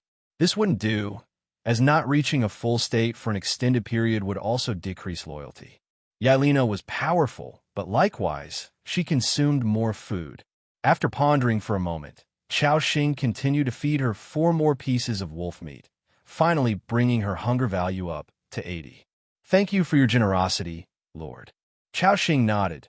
Fortunately, this time, they'd hunted 2 snow wolves. Otherwise, with Yailina's appetite, their food stores wouldn't last them 2 days. Moreover, in Chao Xing's hands, there was an even more powerful recruitment scroll, Frost Wolf Warrior. One could imagine that when the time came, feeding the 2 big eaters every day would require a staggering amount of food. Starting tomorrow, we'll have to find a way to gather more food, Chao Xing thought to himself. Since it was night, he couldn't work or go out exploring. So, Chao Xing instructed Yailina and the 4 polar people to return to their quarters to rest. After they left, the Lord's hut became spacious again. As for Lu Muxue, she had to stay with Chao Xing until new quarters were built. At the moment, Lu Muxue seemed a bit nervous. This appeared to be her first time sharing a room with a man. However, Chao Xing didn't harbor any superfluous thoughts. Sitting in front of the fire, Chao Xing opened the system interface's chat channel. He wanted to see how the other survivors were faring. He opened the world channel, and a deluge of messages poured in. Lin Zixuan, cold. So cold. I'm freezing to death. Lawrence, oh God. What kind of world is this? My family has run out of food. The bonfire is about to go out. Can anyone save us? Andre, damn. There are monsters lurking outside the camp, and one of them bit me. Futura, Ayako. My husband has frozen to death. His body is so stiff and cold. Sob, sob, sob. The temperature started to drop sharply as well. After the stove was lit, the temperature in the room had risen to minus 11 degrees Celsius. But now, in the blink of an eye, it dropped back down to minus 16 degrees Celsius. The temperature outside was an astonishing minus 50 degrees Celsius. The howling wind like a bone-scraping knife, incessantly swept over the bodies of the polar people. Under these temperature conditions, even with a bonfire, work couldn't continue. Unless, later on, the bonfire was upgraded to an energy tower, then even in blizzard conditions, one could safely get through. At this point, Chao Xing saw several prompts appear on the territory interface. Your territory building, the logging factory, has been successfully constructed. Your territory building, the market, has been successfully constructed. Your territory building, the small shelter, has been successfully constructed. Chao Xing breathed a sigh of relief. The tasks he had entrusted to the 4 polar people had all been completed before nightfall. So he went to the door of the Lord's hut and said, "Dazhuang, Erzwang, you all can come and eat now." 4 polar people swarmed into the Lord's hut. Even Yailina curled up and squeezed into the hut against the wooden walls. The Lord's hut, which was a total of 30 square meters in area, became extremely crowded all at once. Lu Mushiwe had already filled 6 wooden bowls with meat soup, which also contained melted snake meat. The eyes of the 4 polar people gleamed, and their hands holding the bowls were shaking. But since Chao Xing hadn't spoken, they didn't dare make any presumptuous moves. At that moment, Chao Xing came to the stove and picked up one of the wooden bowls, saying, "Although we've only known each other for a day, I'm very satisfied with your performance. To reward you for your efforts, enjoy this pot of snake soup to your heart's content. Now let's enjoy the meal." At this instant, the 4 polar people lifted the delicious soup in their hands, their saliva secreting crazily. Then they shouted in unison, "Praise the great Lord! Praise the great second Lord!" As the words were uttered, the 4 polar people drained the soup bowls in one gulp. The sounds of glug glug filled the air. Moments later, a look of bliss appeared on the faces of all 4 polar people. Good heavens, I swear this is the most delicious meal I've ever had in my life. Erzwang, me too. I've never had such delicious soup in the underground. Everyone, we must remember, all of this was bestowed upon us by the Lord. We must work hard to repay the Lord. We are willing to go through fire and water for the Lord. The 4 polar people were deeply moved. A system prompt appeared. Your territory member, Dazhuang, has tasted delicious snake soup. His loyalty has increased. Current loyalty, 85. Your territory member, Erzwang, has tasted delicious snake soup. His loyalty has increased. Current loyalty, 80. The goodwill of the 4 polar people skyrocketed, all over 80 points. With such high goodwill, basically whatever Chao Xing asked them to do, they would do. Chao Xing also noticed Yailina nearby. Her hunger level had dropped below 50. Yailina squinted her slender eyelids, constantly sticking out her tongue, seemingly also eager to eat. Chao Xing approached Yailina and asked, "Yailina, do you want raw meat or cooked meat?" Yailina spat out her crimson tongue. "Raw meat, respected Lord." Chao Xing nodded, about to take out 2 pieces of snake meat from his backpack. After a thought, Chao Xing put them back. Instead, he tossed 2 pieces of the newly harvested wolf meat to Yailina. Yailina bit into it in one go and then swallowed it down directly. Licking her lips, she smiled contentedly and said, "Thank you, Lord." Your territory member, Yailina, has tasted delicious wolf meat. Her loyalty has increased. Current loyalty, 71. Chao Xing noticed that Yailina's hunger level had risen by 10 points, barely reaching 60. This wouldn't do, as not reaching a full state for an extended period would also decrease loyalty. Yailina was powerful, but likewise, she consumed more food. After pondering for a moment, Chao Xing continued to feed her 4 more pieces of wolf meat, finally bringing her hunger value up to 80. "Thank you for your generosity, Lord." Chao Xing nodded. Fortunately, this time, they'd hunted 2 snow wolves. Otherwise, with Yailina's appetite, their food stores wouldn't last them 2 days. Moreover, in Chao Xing's hands, there was an even more powerful recruitment scroll, Frost Wolf Warrior. One could imagine that when the time came, feeding the 2 big eaters every day would require a staggering amount of food. Starting tomorrow, we'll have to find a way to gather more food, Chao Xing thought to himself. Since it was night, He couldn't work or go out exploring. So, Chao Xing instructed Yailina and the four polar people to return to their quarters to rest. After they left, the Lord's hut became spacious again. As for Lu Muxue, she had to stay with Chao Xing until new quarters were built. At the moment, Lu Muxue seemed a bit nervous. This appeared to be her first time sharing a room with a man. However, Chao Xing didn't harbor any superfluous thoughts. Sitting in front of the fire, Chao Xing opened the system interface's chat channel. He wanted to see how the other survivors were faring. He opened the world channel, and a deluge of messages poured in. Lin Zixuan, cold. So cold. I'm freezing to death. Lawrence, oh God. What kind of world is this? My family has run out of food. The bonfire is about to go out. Can anyone save us? Andre, damn. There are monsters lurking outside the camp, and one of them bit me. Futura, Ayako. My husband has frozen to death. His body is so stiff and cold. Sob, sob, sob. From their information, Chao Xing learned that quite a few people had already died. Most had succumbed to the cold weather, while a few encountered monster attacks outdoors. Humanity as a whole was gripped by fear and anxiety. On the World Channel, there were also other relatively calm survivors sharing their experiences there. Zhang Huayun said, "Brothers, make sure to build the Lord's hut as soon as possible. Only after establishing the Lord's hut can you unlock other constructions." Ed Stafford suggested, "I recommend quickly gathering stones and wood around your territory first, then upgrading your bonfire." Wang Sheng advised, "If you encounter monsters in the wild, don't attempt an attack. Remember to run back immediately. Once you reach the bonfire's range, those monsters won't attack you." Just as Chao Xing had anticipated, out of the over 7 billion people worldwide, there were some who adapted well. However, compared to Chao Xing, they were still a step behind. They hadn't played this game beforehand like Chao Xing, nor did they have an SSS-level hidden talent.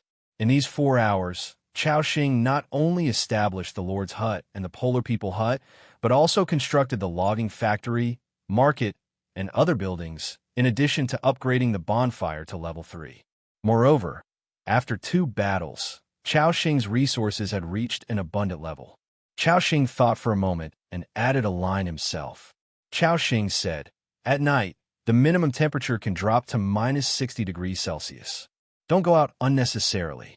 If you haven't built the Lord's hut in time, you can first use wooden planks and stones to construct a simple shelter that can barely withstand the cold of the first night." After finishing his words, Chao Xing closed the World Channel. He didn't know how many people would see his message, nor did he know if anyone would use his method to survive the first night. But in any case, he considered it a kind-hearted reminder. Then, he opened the regional channel. According to the system's description, this was a 500 kilometers by 500 kilometers square area. It displayed the following. Region 174 channel. Online population 38224/40173. Chao Xing silently pondered. Clearly, on the first day, many people had already died. In his region alone, nearly 2,000 people had perished. It was imaginable how high the death rate among survivors worldwide must be. But this was inevitable. In a survival game, many people were bound to be eliminated. Moreover, once the first day was over, everyone would adapt and the death rate wouldn't be as high. Of course, once the beginner protection phase was over, the monsters roaming outside might attack the camp actively. Then, the death rate might surge again. So, it wasn't just the other survivors. Even Chao Xing had to cherish the time during the beginner protection phase to develop his territory quickly. Opening the regional channel revealed a flood of information. Wang Wenjie asked, "Brothers, are you all from Xiangjiang?" Gu Boren replied, "I'm not from Xiangjiang, but I'm from the neighboring Shengang city." Xiao Pingwei said, "I'm from Xiangjiang." Pan Fei said, "I'm also from Xiangjiang." Upon reviewing the chat above, Chao Xing realized it. This regional division likely randomly assigned people from adjacent cities together. At this time, that Wang Wenjie continued, "Fellow people, I ran into trouble. My sister fainted due to the cold and now has a high fever. Who has cold medicine or antibiotics to save my sister?" Chi Chong said, "My family is also sick. My parents have collapsed. It's just me and my brother left. What should we do if this continues?" Lu Jizhong said, "It's a problem. After tonight, tomorrow's food isn't enough, and I don't have warm clothing." Fong Long said, "I am Fong Long from the Three Heroes Association. Fellow members, contact me quickly." In the chat channel, many were expressing their current difficulties and hoping for help. Of course, there were also some survivors in this region who had already developed. Shen Tianhao said, "Haha, a group of cowards, you guys just stay near the bonfire. I've already found a treasure box in the snow and opened an iron sword and a bunch of food inside." Ji Wenlong said, "I also opened a treasure box and got a medical bag which can treat colds and fevers. If you want, trade it with food or weapons." Cheng Lei said, "Selling cold-resistant coats, need food, lots of food." From the information above, it was clear that everyone severely lacked supplies. Chao Xing closed the regional channel. He also needed to go to the market to trade for some supplies now. Chao Xing opened the market interface of the territory construction. Upon opening, he saw many lines of trade information. Auction item, stone block *20. Requested item, food *10 or medical box *1. Auction person, Zhao Jiaying. Seller's note, basic materials, price can be negotiated. Auction item, rusty spear, white *1. Requested item, food *20. Auction person, anonymous. Seller's note, iron spear, rusted but stronger than the initial weapon gifted by the system. Need food. Food. Auction item, open bronze treasure box *1. Requested item, warm clothing. Auction person, Wong 1. Seller's note, though the treasure box has been opened, it can be broken down into the rare material copper. Give me warm clothing. I'm freezing. Clearly, today was the first day of global arrival. In this world with extreme environments, the scarcest items were naturally food, warm clothing, and medicines. Everyone was exchanging the limited resources at hand. Chao Xing himself only had one medical box, and he was short on warm clothing. So clearly, he couldn't trade these items. He continued browsing to see if he could find something he needed. At this time, he saw an auction message. Auction item, ice armor skill book, white, *1. Requested item, food *50 or medical box *5. Auction person, Meilise. Seller's note, early skill book for Frost Mage, negotiable, act fast. Chao Xing's eyes lit up. It was the Frost Mage's ice armor skill. This skill could increase a certain amount of armor value based on the user's spirit strength, lasting 20 seconds, but the consumption was relatively high. For other Frost Mages, it might be a useless skill, but for Chao Xing, it was a divine skill. Because this skill could become a permanent enhancement skill when combined with his talent. Combined with Yelena's scale armor, Chao Xing's defensive power would reach an extraordinary level. Chao Xing almost wanted to grab this skill book immediately. But clearly, this guy was outrageously pricing it at 50 food items straight away. Fortunately, the seller's note mentioned negotiating, indicating room for discussion. So, Chao Xing opened the private chat interface of the auction. Chao Xing said, 10 food items for the ice armor skill book. Within a few seconds, Meilise sent an exasperated emoji. Meilise said, I told you to bargain, not to slaughter me. You want to exchange 10 food items for a skill book. Why don't you try robbing? Go, go, go, get out of here. Chao Xing replied, I know you're in a hurry, but don't rush. What if I told you this wasn't ordinary food, but meat? Meilise said, Meat? You got meat this quickly? The tone on the other side was filled with strong astonishment. Chao Xing knew the other party didn't believe him, given that, at this stage, meat could only be obtained from those wild creatures. Clearly, on the first day, almost no one could defeat those wild creatures. Chao Xing directly pasted the item information into the private chat window, but he sent snake meat information. Only at this moment did Meilise finally believe that Chao Xing indeed had meat. Wow, brother, you actually managed to get snake meat. Chao Xing directly asked, So, will you sell it or not? Meilise said, Of course I'll sell it, But aren't you offering too little? At least 40 food items, which translates to 8 pieces of snake meat. Or don't bother talking. Chao Xing said, "What are you thinking? I don't even have that much. A maximum of 3 pieces of snake meat." However, Meilise insisted that it couldn't be less than 6 pieces of snake meat. Chao Xing directly replied, "Then forget it, keep it yourself. Ice armor skill is just an early stage skill. The drop rate isn't low. After tomorrow, you won't be able to exchange it even for food." Hearing this, the other side seemed a bit hesitant. Meilise asked hesitantly, "Is what you're saying true?" Chao Xing was of course lying. The ice armor skill was one of the foundational skills for mages in the early stages. Although it was somewhat underwhelming, it still wasn't without value. Chao Xing replied directly, "Believe it or not, that's up to you." Upon hearing this, Meilise said helplessly, "Forget it. If it's 3 pieces of snake meat, then it's 3 pieces. If I'm frugal with it, it should be enough to feed my family for one more day."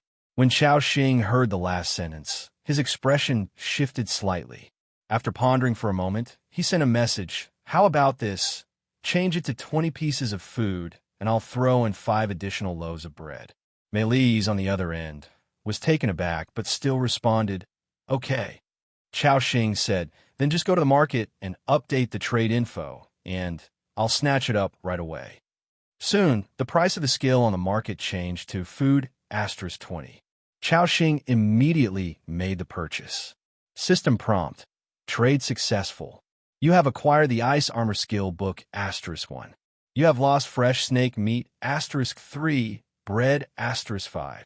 Ice Armor Skill consumes a certain amount of spiritual power to raise your or an ally's armor value by Spirit *0.6 for 30 seconds, with a cooling time of 60 seconds. Chao Xing's eyes lit up. This was the one.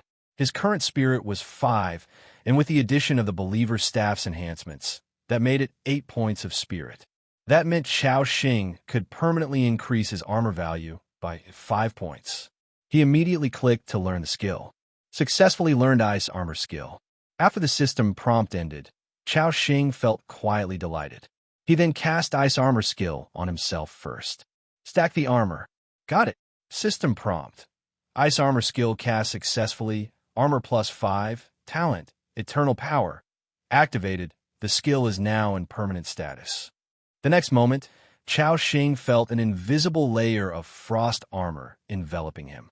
A comforting sense of security welled up in his heart.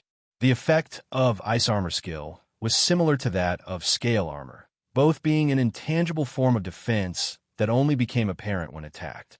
Now, his armor had reached 15 points.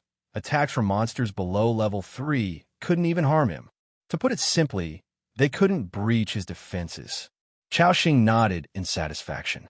After waiting for 60 seconds, he added another layer of Ice Armor Skill to Lu Muxue. As the team's tank, it was natural to stack her defense as high as possible. At the moment, the two were alone in a room. Lu Muxue was also getting updates from other survivors through the chat channel.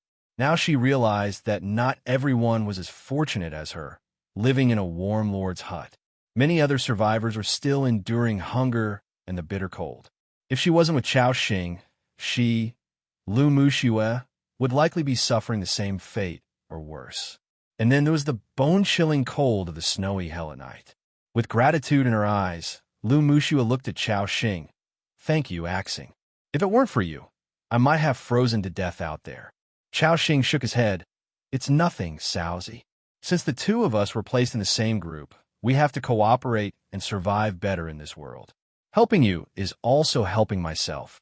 Lu Muxue nodded solemnly.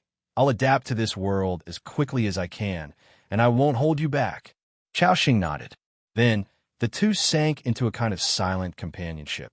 The atmosphere seemed a bit awkward. Suddenly, Lu Muxue blushed, thinking of something. Even her body trembled slightly. A moment later, she took off her snow boots and retreated onto the woodbed. Wrapped in the wolfskin coat, she buried her red face deeply into it, leaving only a pair of tender little feet exposed. Between them was a warm stove. A little while later, Chao Xing said, "Sleep well, Saozi." Night fell. The coal in the stove was burning brightly. Through the Lord's hut, one could hear the wind outside. At this time, both of them were wrapped in wolf skin, using it as blankets. Lu Muxue watched Chao Xing's back, wondering what she was thinking. In that moment, Lu Muxue received a video call. Seeing the name of the caller, it was by Yunlan, her mother. Lu Muxue's face flashed with solemnity. After a moment of contemplation, she clicked to answer. Little Shui, how are you doing over there? As soon as the video connected, a woman's voice came from the other side. Lu Muxue was surprised that they were still concerned about her. However, before Lu Muxue could speak, Bai Yunlan continued, Oh my little Shui, our whole family suddenly coming to this world. What rotten luck. You don't know how miserable it was for me, your two younger brothers, and your dad. The box only had so little food, not even enough for Debao and Xiaobao's one meal. Now the food is almost gone. Your dad and I didn't eat anything all evening, both cold and hungry. Xiaoxue, do you have any extra food to support us with? Lu Muxue's mouth curled into a bitter smile. As expected, was it still the same? Without saying a word, her true nature was revealed. They did not care about her life or death. They just came to her for food. Lu Muxue remembered that it seemed to be the same when she was on Blue Star. Always under strict demands, all of her income controlled by them, and even her personal life was intruded upon, to the point where in the end, she was forced to marry that man she disliked. Lu Muxue took a deep breath, as if she mustered up some kind of courage. She shook her head and said, Mom, I don't have extra food either. Upon hearing this, Mother Lu immediately expressed her doubt. Really? Not even a little? Xiaoxue, your two brothers have been hungry all day. You know, Debao and Xiaobao can eat a lot. Back home, they used to eat 4 to 5 times a day, but now in this world, they've only had one meal, and your father and I have only had half a loaf of bread. While saying this, Mother Lu's eyes were darting around, as if scouting out Lu Muxue's situation. Lu Muxue firmly replied, None left. At that moment, however, another middle-aged man appeared in the video. He looked at Lu Muxue's background and doubted. Xiaoxue, are you deceiving us? You've moved into a house, yet you say you have no food. And where did you get that fur you're wearing? Off to the side, 2 children's voices could be heard. Dad, Mom, I recognize the fur on Sister's body. It's wolf skin. Sister must have killed a wolf. Sister has meat. Hearing this, Mother Lu immediately accused. Goodness, you unfilial girl. How dare you deceive your own mother? You don't want to share meat with your family, do you, you ungrateful thing? I've raised you in vain. At that moment, Father Lu was also joining in the accusation, along with the clamorous voices of the 2 young children. Xiaoxue, what are you thinking? Your mother and I are almost starving to death, and you won't share even a bit of food. Has your conscience been eaten by a dog? Faced with her family's reproach, Lu Muxue bit her lower lip, tears at the corner of her eyes, looking helpless for a moment. Mother Lu's rebukes intensified. And you're feeling wronged? We've gone hungry for a day without feeling wronged. Lu Muxue, I see you've really spread your wings. Lu Muxue's eyes reddened, ready to burst into tears. Just then, a figure squeezed into the frame. You 2 old things, yapping away like dogs, what for? Upon hearing the berating, the voice on the other side went silent. Then, they saw a young man appearing beside Lu Muxue. Father Lu saw Chao Xing in the video and questioned, Xiaoxue, who are you with? Who is this man? Before Lu Muxue could speak up, Chao Xing took the lead. You don't need to know who I am. If you want food, go find it in the snow yourself. After hearing this, the middle-aged man responded, I'm talking to my daughter. What right do you have to interject? Chao Xing laughed. What right do I have? The wolf was killed by me. The meat is also mine. How about that? The middle-aged man retorted angrily. Then I won't ask you. I'll ask Xiaoxue. She is my daughter. Chao Xing scoffed coldly. You won't get anything from her either. I'm in charge of the food. And with me around, not a crumb will go to you. You're capable and have functioning limbs. Don't you know how to work for your food? Coming here to bloodsuck off your daughter, have you no shame? You what? At your age, still clinging shamelessly. Less capable than a woman, pathetic. After a barrage of scolding from Chao Xing, the middle-aged man's face turned beet red. Off to the side, the cries of the two children also erupted. Mother Lu seemed intent on defending her husband, verbally attacking Chao Xing. However, at Chao Xing's signal, Lu Muxue cut the video call short. Beep. Suddenly, the world was quiet. Lu Muxue curled up on the bed, her shoulders trembling uncontrollably, seemingly unable to control her emotions. Next to Chao Xing, he could hear faint sobs. After a moment, when the sobbing stopped, Chao Xing offered comfort. "It's okay now, Saozi." Lu Muxue lifted her head, with red and swollen eyes, gratefully looked at Chao Xing and said, "Axing, thank you for helping me out." Chao Xing shook his head. "It's nothing, these guys just want to reap without sowing, thinking they can take supplies from my hands. No way. Remember, no matter who asks you for food or other resources, you must not give in. After the first time, there will be a second time, and they'll keep asking endlessly, understand?" Lu Muxue, having heard this, a bitter look flashed in her eyes. She knew this principle all too well. While she was on Blue Star, all her appearance fees and capital were controlled by her family. Lu Muxue wanted to refuse, but under the continuous mental pressure from her parents, she silently endured it all.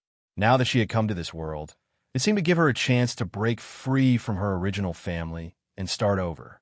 Moments later, Lu Muxue nodded seriously. "I will, Axing." Having said that, the two of them each sat on the bed. But because of what had happened before, sleep was nowhere to be found. At that moment, Lu Muxue seemed to remember something and suddenly stood up, walking over to the stove. The stove was lit, and the iron pot was boiling water. In a short while, Lu Muxue was holding a small bucket of hot water next to Chao Xing. Her face carried a bashful expression as she said softly, "Axing, I see your feet are a bit frostbitten. Soaking them in hot water before sleeping will feel more comfortable." Chao Xing, who indeed felt his feet nearly frozen numb, said, "Okay, Saozi." He was just about to reach for the wooden bucket, but then he heard Lu Muxue say softly, "Let me help you." Her voice was very light. Chao Xing even thought he had heard wrong.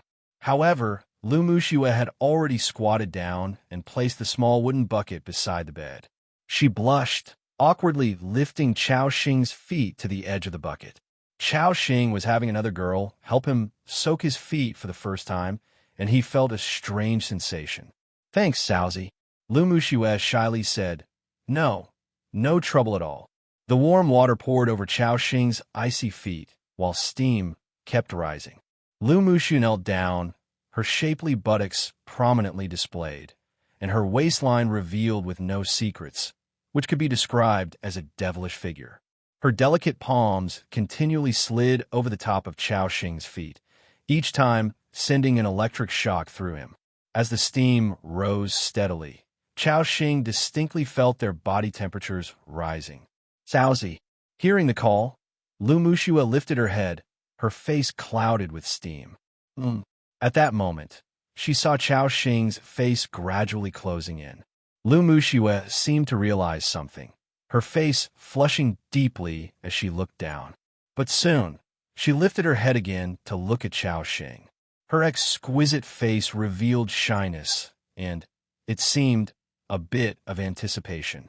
From this angle, Lu Muxue's blushing cheeks were incredibly alluring, and her slightly trembling lips made one want to taste them on the spot. Their distance gradually closed, and they could even feel each other's warm breaths. Lu Muxue, amidst her nervousness, felt some anticipation as well. Axing. Lu Muxue still wanted to say something, but she saw the man in front of her face loom larger and larger. Moments later, Lu Muxue moved from initial sluggishness to a youthful response. The night was fiery. In the small room, the temperature rose gradually. A few minutes later, Lu Muxue's chest heaved, and she collapsed into Chao Xing's arms, exhaling softly like orchids.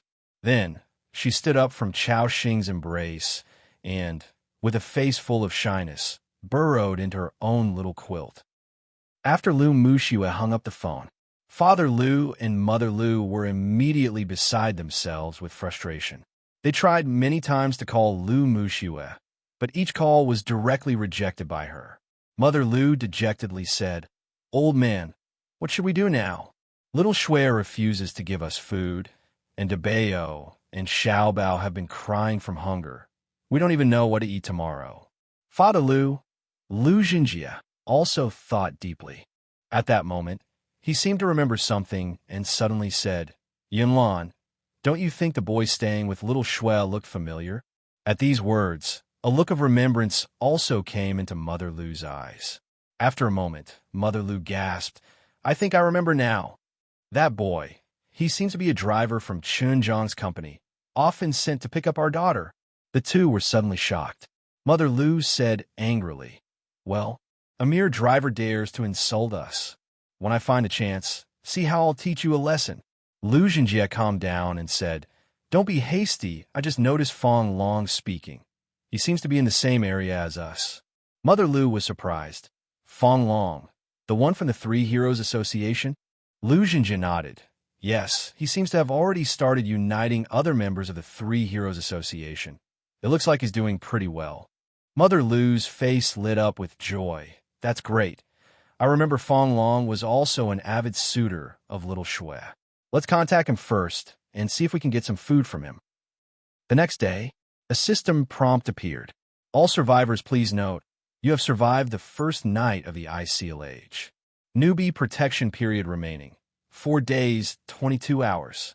There are 5 more days of safe time." Chao Xing opened his eyes and saw the beauty lying beside him. There seemed to be a trace of sweetness lingering on his lips. Last night, they hadn't crossed the final threshold. Having just arrived in this world, neither was mentally prepared yet. Chao Xing shook his head to dismiss the jumbled thoughts. He then glanced at the area channel. 174 area channel. Online number 38024/40173. Compared to yesterday, more than 1,000 people had died. They had not survived this world's first night. The world channel and area channel were filled with various cries for help. Lu Muxue also woke up at that time and apparently remembered the events of last night, once again becoming unbearably shy.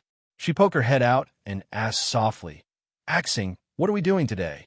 Chao Xing said, "Today, we need to upgrade the Polar People hut first and then recruit 4 Polar People to work. Then get the tailor shop, blacksmith shop, and the like up, but we don't need to work on these ourselves. Now, let's go out and assign work to those Polar People." Lu Muxue responded softly.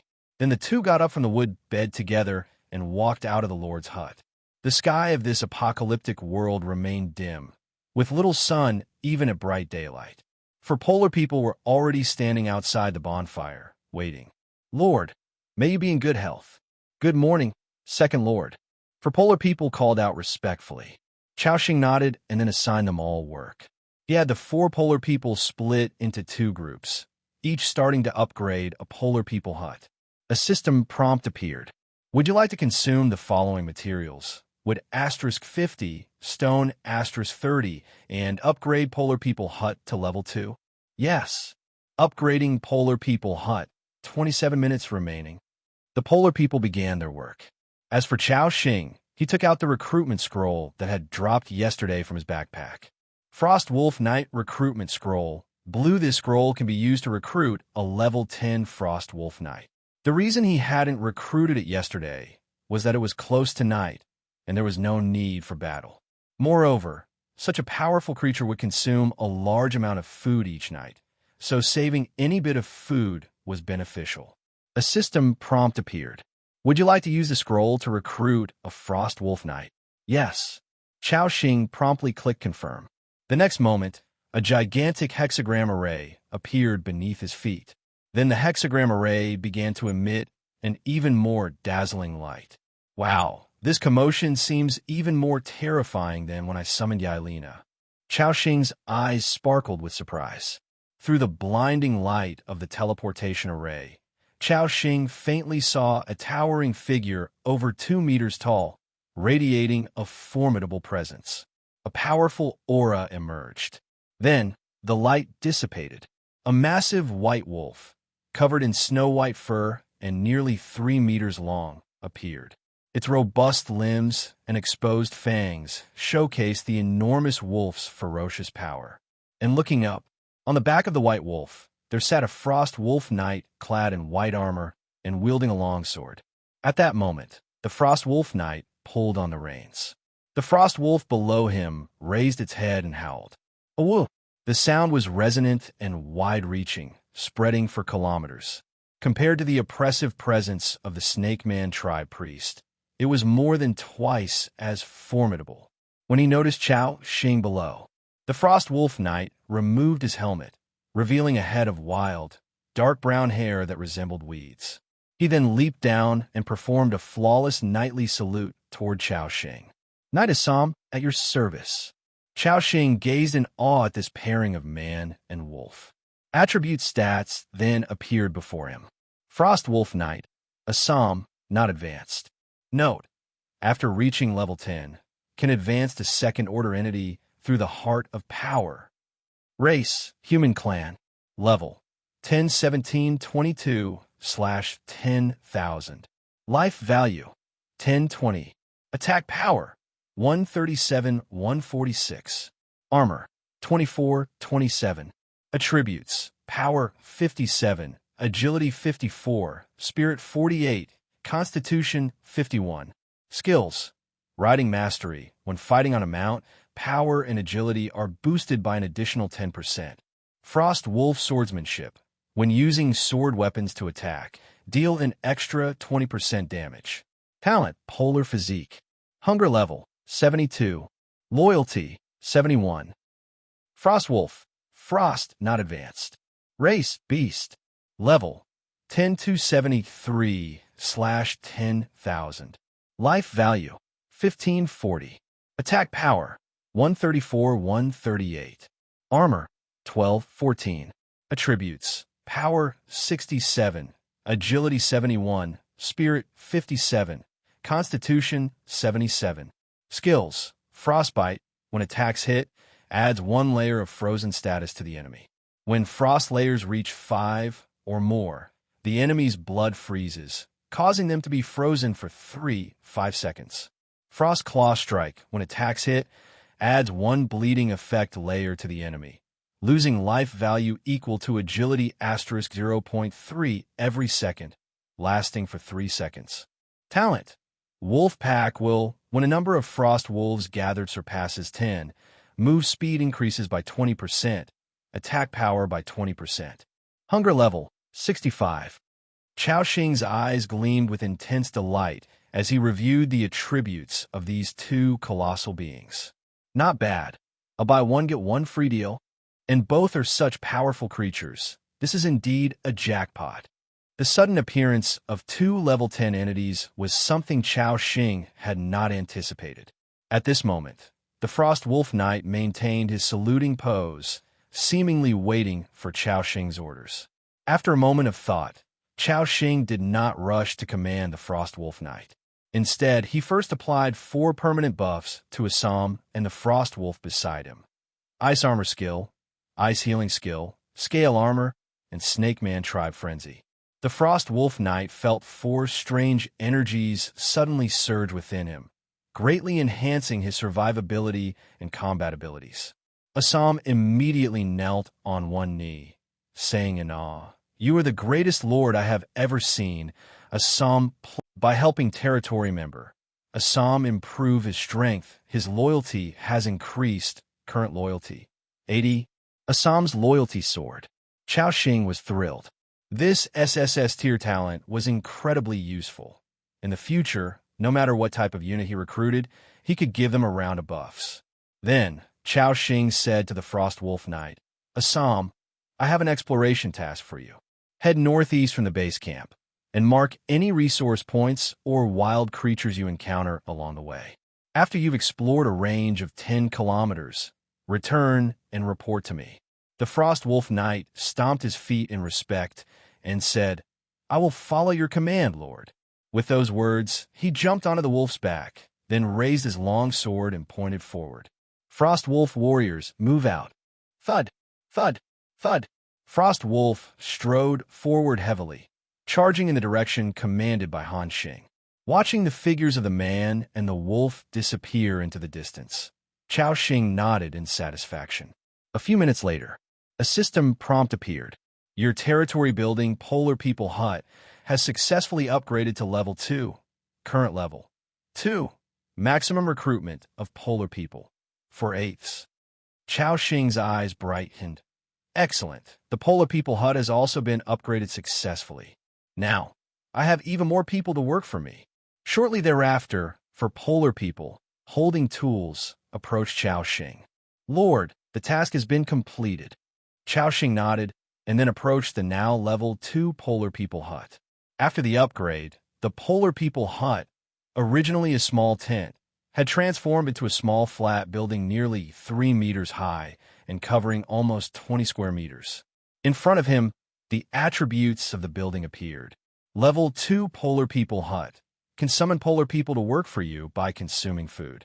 Coverage area, 30 square meters. Maximum recruitment number, 4/8 people.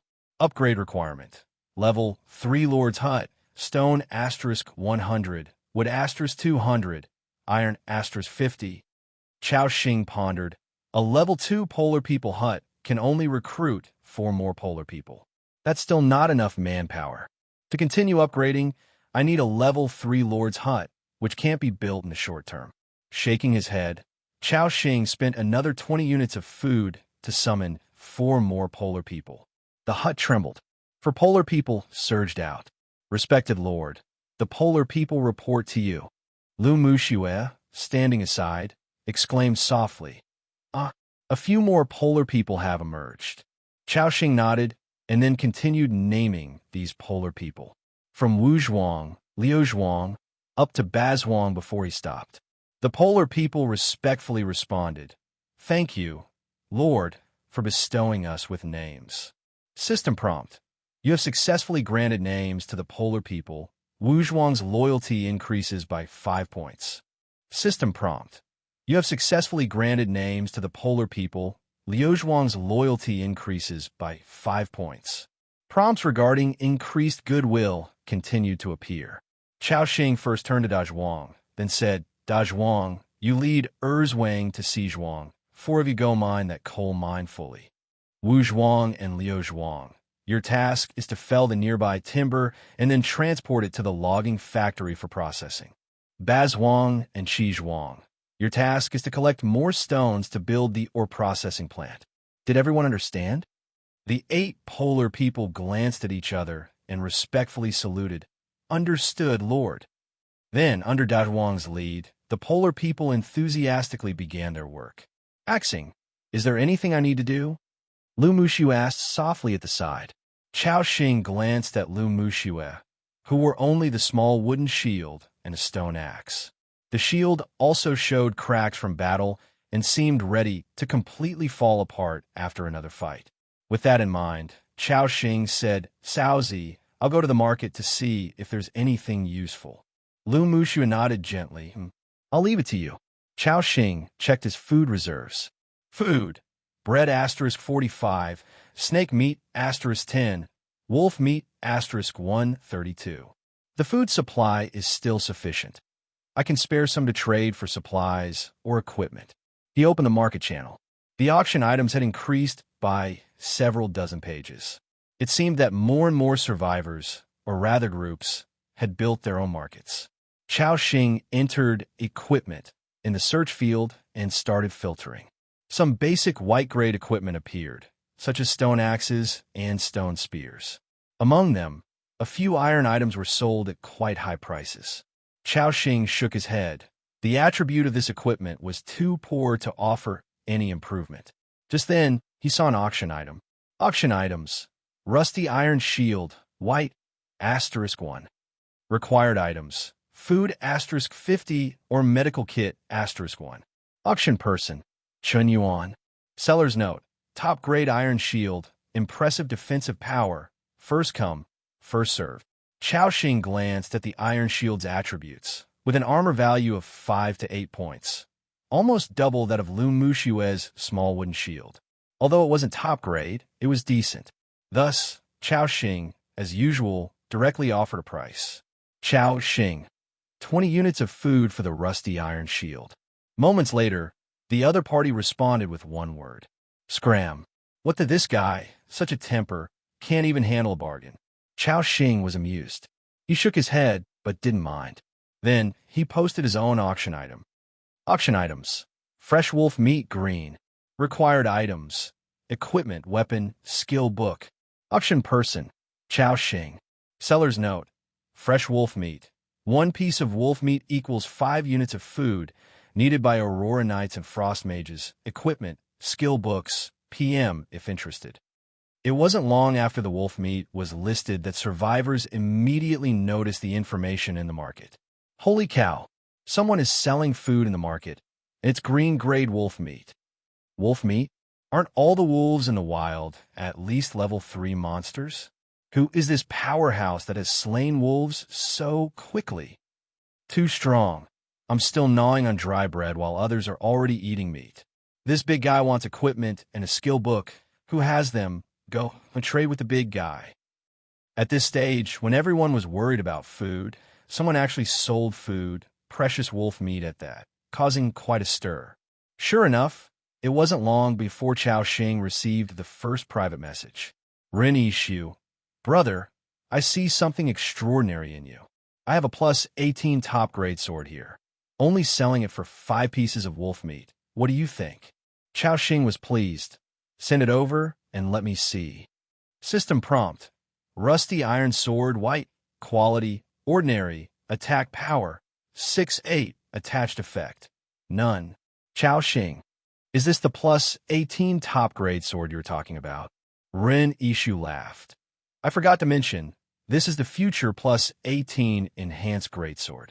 With my skills, I will definitely enhance it to 18. Chao Xing, speechless, simply said, 2 pieces of wolf meat. Ren Ishu was stunned. That little? Are you selling or not? Selling. Ren Ishu promptly agreed. Chao Xing, still speechless, modified the trade information. System prompt. Trade successful.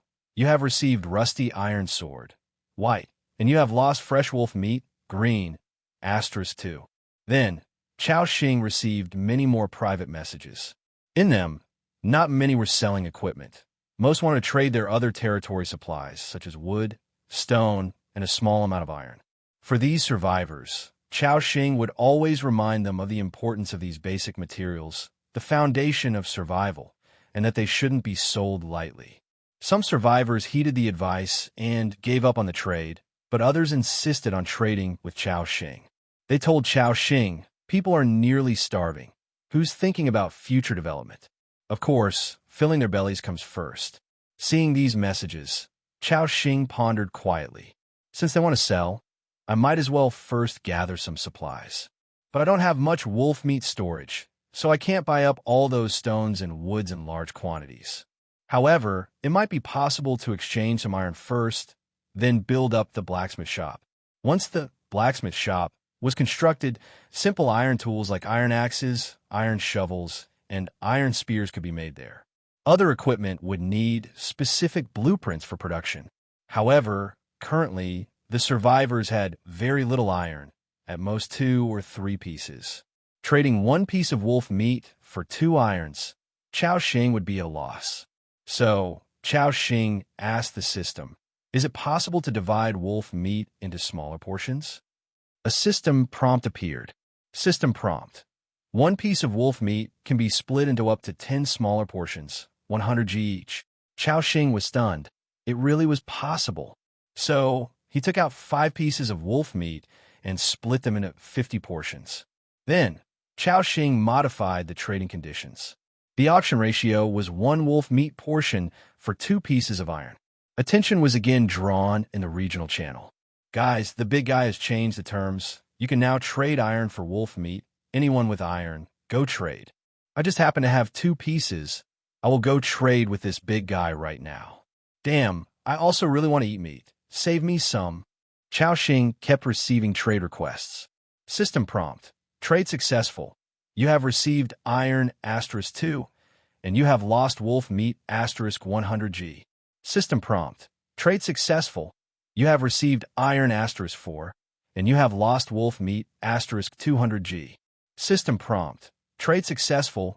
You have received iron round shield, white *1, and you have lost fresh wolf meat *5. Apart from a large amount of iron, Chao Xing also received a shield as he had hoped. Chao Xing checked the attributes. Iron round shield, white, quality, ordinary, armor value, 911, attached effect, none. Although it was just a white shield, it was much better in attributes than the wood shield Lu Muxue had. It wasn't long before the dozen pieces of wolf meat Chao Xing had put up were all snapped up, and in Chao Xing's inventory, 100 pieces of iron appeared. Now, he had enough iron to build the blacksmith shop. Joy appeared in Chao Xing's eyes. Compared to slowly gathering, trading with other survivors is much faster. Of course, this method required having enough resources oneself. Now that the population of his territory had increased so much, the daily consumption of food was a significant number. Thus, he could only sell a small part of his food to trade for materials. Just as Chao Xing was about to end the trade, the survivor, named Chen Yuan, sent another message. Brother, that iron shield is yours for 10 pieces of wolf meat. He seemed to have also noticed the market movements. Seeing this message, Chao Xing couldn't help but laugh. This guy really dares to set prices, treating his own worn-out shield like a treasure. Chao Xing had just obtained that shield through trade. Not only was it better in attributes than this rusty iron shield, but it had also only cost him 5 pieces of wolf meat. So, Chao Xing replied, "No need, keep it for yourself." Hearing this, the survivor named Chen Yuan immediately panicked. Brother, don't do this. We can talk this over. 8 pieces, surely 8 pieces will do. Chao Xing didn't bother replying. The other side pleaded desperately. 6 pieces, I really can't go any lower. Don't be too greedy. Chao Xing still did not reply. Chen Yuan urgently said, I'm Chen Yuan from the Three Heroes Association. Give me some face. Take this shield for 5 pieces of wolf meat. Chen Yuan seemed to have lost his patience. 4 pieces of wolf meat. That's my final offer. I'm advising you not to be shameless. His tone became more impatient. At that point, Chao Xing replied indifferently, scram. After speaking, Chao Xing blacklisted the other person directly. A few hundred kilometers away from Chao Xing, a human survivor trying to continue sending messages suddenly saw a system prompt. System prompt. You have been blacklisted by the other party. Communication is not possible. He stood there dumbfounded, then said angrily, Damn brat. After the trading ended, Chao Xing first gave the iron sword and iron shield to Lu Muxue. Then, he began to hand-teach Lu Muxue the postures for combat. Chao Xing took Lu Muxue's hand and said, Saozi, hold the shield with your left hand and attack the enemy with the weapon in your right hand. The iron sword you are using now, just remember to thrust, slash, and chop. These 3 simple moves are all you need. Lu Muxue nodded shyly, clumsily thrusting her sword forward, then looked toward Chao Xing. Is this how it's done? Watching her tender and powerless thrust, which had no killing intent, Chao Xing couldn't help but find it somewhat cute. Was this supposed to be a practice thrust done excitedly by a thug? Chao Xing shook his head, moved behind Lu Muxue, one hand on the shield and the other lifting her right hand. Saozi, your thrusting posture should be like this. At this moment, Lu Muxue felt the presence of Chao Xing behind her, her face flushed with embarrassment. He grabbed Lu Muxue's wrist and thrust forward. Whoosh! The thrust made a whooshing sound. Lu Muxue let out a soft complaint. The recent action was too forceful, causing their bodies to press tightly together. Chao Xing even felt the touch of her rounded hips. Cough, cough. Chao Xing quickly stepped back half a step, maintaining a safe distance. Lu Muxue naturally felt the contact as well, her cheeks reddening immensely and her legs growing a bit weak. But she still bit her teeth and persevered in her learning. Chao Xing continued to teach Lu Muxue swordplay techniques.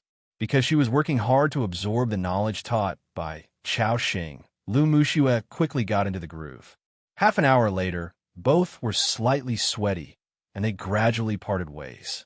Following Chao Xing's instructions, Lu Muxue began to repeat the practice of the moves again and again. Chao Xing watched from the side, nodding in satisfaction. Then, he checked his territory's resources. Food: bread *45, snake meat *10, wolf meat *111, wood *92, coal *107, stone *45, iron *100. Chao Xing thought to himself, the bonfire and furnace consumed quite a bit of coal last night, but also saved me a lot of wood. Currently, 8 polar people are mining resources together.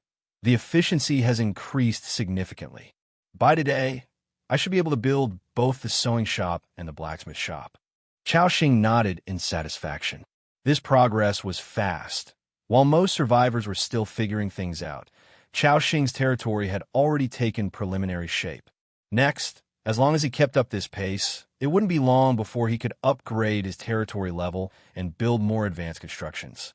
Then, he could raise a barracks and train these polar people into combat units. Paired with Chao Xing's talent, they would be monsters capable of infinite healing. The future is full of hope. However, just then, a system prompt interrupted Chao Xing's train of thought. System prompt: your territory member, Assam, is under attack. Reading this prompt, Chao Xing's heart sank. Damn, my milk tea. No, my knight is under attack? Who is it? To know, Assam has already reached level 10 as a knight, and together with the Frost Wolf, they have no match below first tier. This situation clearly indicated that Assam had met a formidable enemy. Lu Muxue, who was nearby, also heard the same prompt. She came next to Chao Xing, concern apparent in her eyes. Chao Xing reassured, don't worry, Assam has 4 permanent statuses applied by us. As long as he's not killed in one strike, his ability to preserve life shouldn't be an issue. After a few minutes of waiting, there was no news of Assam's death. Chao Xing inwardly breathed a sigh of relief. Both watched the direction from which Assam had left, hoping he would return safely. A dozen minutes later, Chao Xing saw a strong figure limping back. It was the Frost Wolf Knight, Assam. Seeing this, Chao Xing immediately pulled out Barrett and went to Assam's side. Lu Muxue and Yailina also walked over quickly. What happened? Chao Xing, carrying Barrett, looked around warily. Assam jumped down from the Frost Wolf and knelt on one knee. Lord, I am terribly sorry. I encountered a powerful enemy outside. Neither Frost nor I were a match for its strike. If it weren't for the power you have added to us in advance, we might not have been able to return. Hearing this, Chao Xing frowned. Then he checked the status of the Frost Wolf. He saw a change in Frost's life value entry. Frost Wolf, Frost, life value, 1386/1540. Status, broken bone, life limit decreased by 10%, move speed reduced by 20%. Chao Xing said, give me the details. What did you encounter? Yes, Lord. Then Assam began to recount their experiences. After listening, Chao Xing frowned. You mean to say about 3 kilometers from our camp, there's a powerful, snowy blizzard bear, and this fierce bear can also emit electricity? Assam replied respectfully, yes, Lord, that fierce bear possesses infinite strength. A single slap sent both me and Frost flying. Its power is too formidable. Only second-order knights in our tribe can overcome it. Chao Xing pondered. A second-order knight, to combat, it means that this monster's level is at least above 10. Furthermore, according to Assam's description, this fierce bear can even emit electricity. It was probably not that simple. Thinking this, Chao Xing nodded. Assam, treat Frost's injuries, then take me to the place where you discovered the fierce bear. It seemed Assam was somewhat surprised. Lord, do you mean to confront that fierce bear? Chao Xing shook his head. I didn't say we'd definitely confront it. We'll first observe its strength. The snowy blizzard bear was only 3 kilometers away from their camp, which was extremely unsettling. Once the 4-day newbie protection ends, that fierce bear would easily destroy Chao Xing's territory. Moreover, even during the newbie protection, if the snowy blizzard bear approaches, it would pose a significant threat to Chao-Shing. The polar people gathering supplies outside the camp would all fall victim to it. Even Lu Mushue's eyes reflected a worried look. Axing, Chao-Shing shook his head. Don't worry, Saozi.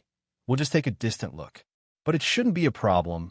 If it dares to come over, I'll blast some holes in its body. After speaking, Chao-Shing showed the barret he had in his hand.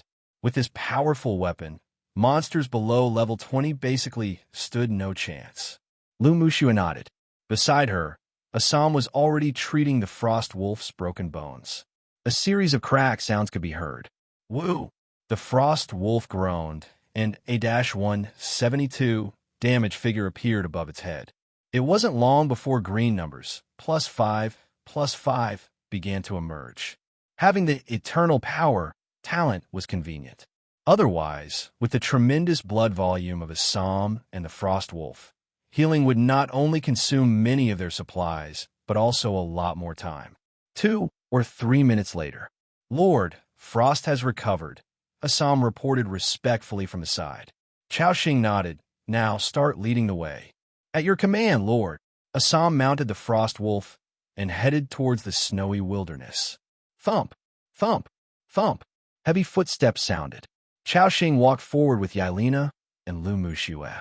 Half an hour later, they arrived at the foot of a snowy mountain, and ahead they seemed to see a deep cave. A fierce aura faintly emanated from within. They continued to approach, and a system prompt appeared in front of them. System prompt: Snowplane Fierce Bear's Lair. Blue, a powerful creature lives inside. It is the overlord of the vicinity. Extremely dangerous. Please approach with caution. Chao-Shing frowned. Even the system was warning of extreme danger. The monster inside was no ordinary formidable creature. Lord, do you need me to lure it out? The Frost Wolf Knight, Assam, volunteered. Chao-Shing asked, Can you ensure your safety? Assam nodded. Both Frost and I have been empowered by the Lord. As long as we are cautious, escaping shouldn't be a problem. After pondering for a moment, Chao-Shing nodded. Then go ahead. At your command. Assam, riding on the Frost Wolf, swiftly circled to the other side of the snowy area, about 500 meters away from Chao-Shing and the others. Then, the Frost Wolf beneath him howled towards the sky. A whoop. The sound was loud and piercing. The next moment, a roar similar to that of an ancient giant beast echoed from the den. Roar! The roar was so fierce that the sound waves, like substance, shook the snow around the cave into the air. Chao-Shing and the others all felt a terrifying, oppressive force. He immediately set up the barret, lying down on the snowy ground. Just then, Chao-Shing suddenly felt a tremor beneath him. Thump, thump, thump, as if something was rushing towards them at high speed. Then, a massive beast at least 8 meters tall, entirely white, burst out from the cave. Roar! The terrifying roar echoed across the entire snowy plain. It was a white bear covered with thick white fur, as large as a small truck, a body nearly 6 meters long, limbs as thick as barrels. Just a glance filled one with a sense of destruction. Chao-Shing saw the attributes of this white bear before him. Snowplane Fierce Bear, level 15. Race Beast. Rank, Second Order Elite level creature. Life value, 4080/4080. Attack power, 347, 356. Attribute, power 189, agility 154, spirit 173, constitution 204. Skill, Bear Paw Strike. The fierce bear uses its strong front limbs to attack enemies, causing a 100% knockback effect on enemies weaker than itself. Wildness Roar. The fierce bear emits a terrifying sound wave, causing all enemies within 30 meters to be stunned for 3 seconds. Lightning Strike. Harnessing the power of thunder and lightning within, it strikes the ground, causing 130% thunder attribute damage to enemies within 20 meters and paralyzing all enemies for 1 second. Talent, Cold Resistance. Talent, Thunder Body, capable of controlling minor thunder and lightning power. Note, this is a fierce bear that has activated special powers. Extremely powerful. Please handle with caution. goodness, a level 15 elite level creature. Chao Xing was amazed. This guy, just based on attributes, was comparable to a level 20 common monster, and with those 3 skills, its actual war power was even more terrifying. At this moment, upon sensing Assam's aura, the bear roared and charged forward immediately. Boom! Boom! While running, it resembled artillery shells dropping on the snow, with constant explosions. Such a formidable sight made Assam, who was waiting in place, involuntarily a bit tense. Meanwhile, Chao Xing began quickly assessing the attributes and distance of both sides in his mind. This guy's blood volume is too thick. The bear, it needs at least 5 shots to take it down without a headshot. And I'm still 500 meters away from it. With its crazy running speed, it will take at least 10 seconds to get close. And with Barrett's 2-second attack interval, plus aiming time, 10 seconds is enough for me to fire off 5 shots. Upon reaching this conclusion, Chao Xing felt reassured. That meant he could eliminate the fierce bear with the Barrett before it got too close. The premise was that all 5 shots had a hit. However, given the bear's massive size, if Chao Xing still missed, it would be due to his terrible skills. Meanwhile, the frost wolf under Assam tensed its limbs. It was ready for a life-and-death struggle with the snowy blizzard bear. Roar! The bear's figure charged rapidly, just as it raised its paw, about to strike down. Bang! A gunshot rang out. A splash of blood burst forth from the back of the snowy blizzard bear. Dash 872. A terrifying damage number floated up. Roar! The bear howled in pain, losing its balance in midair, tumbling over more than 10 meters. So fierce! And Chao Xing looked joyfully at the massive creature in his hands. When the bear had shot earlier, the powerful recoil bounced off his shoulder. At this point, layers of frost ice armor and scale armor appeared. Chao Xing didn't suffer any damage, and even the recoil was nullified. Great! Now I don't need to worry about recoil hurting me. Chao Xing was overjoyed. Ugh. At this moment, the bear quickly got back on its feet, glaring with bloodshot eyes, searching for the perpetrator who attacked it earlier. Then, it immediately saw Chao Xing in the distance. In the next moment, this snowy blizzard bear began charging fiercely toward Chao Xing. At the same time, the attack interval for Chao Xing's Barrett was over. He lay on the ground, aiming at the great body of the bear, and fired directly. Bang! Dash 1234. A 4-digit damage number floated up. Chao Xing was delighted. This shot actually triggered the Barrett's armor penetration effect. 2 shots already cut the bear's life value below half. Assam, who had just escaped a crisis, was presently staring in shock at the 2 bloody holes in the bear. What terrifying power! Even combined with frost, we couldn't withstand the Lord's attack. Meanwhile, the bear was less than 300 meters away from Chao Xing. Hit by 2 consecutive shots, its murderous intent was fully aroused. A fierce aura swept forward, even made Lu Muxiue and Yailina instinctively take 2 steps back. Meanwhile, Chao Xing's 3rd bullet was loaded. Bang! Chao Xing fired without hesitation. This shot missed entirely, causing no damage because Chao Xing shot wide. Shit! How could I miss that? What kind of trash shooting is this? Chao Xing's heart sank. It meant he only had 2 more chances. He glanced at the bear's life value. Life value, 1974/4080, meaning Chao Xing had to land both remaining shots, with at least one causing armor break damage. Otherwise, if the bear rushed at him with even a sliver left, with his small frame, the bear could easily clap him to death. The pressure suddenly mounted, and the atmosphere grew tense.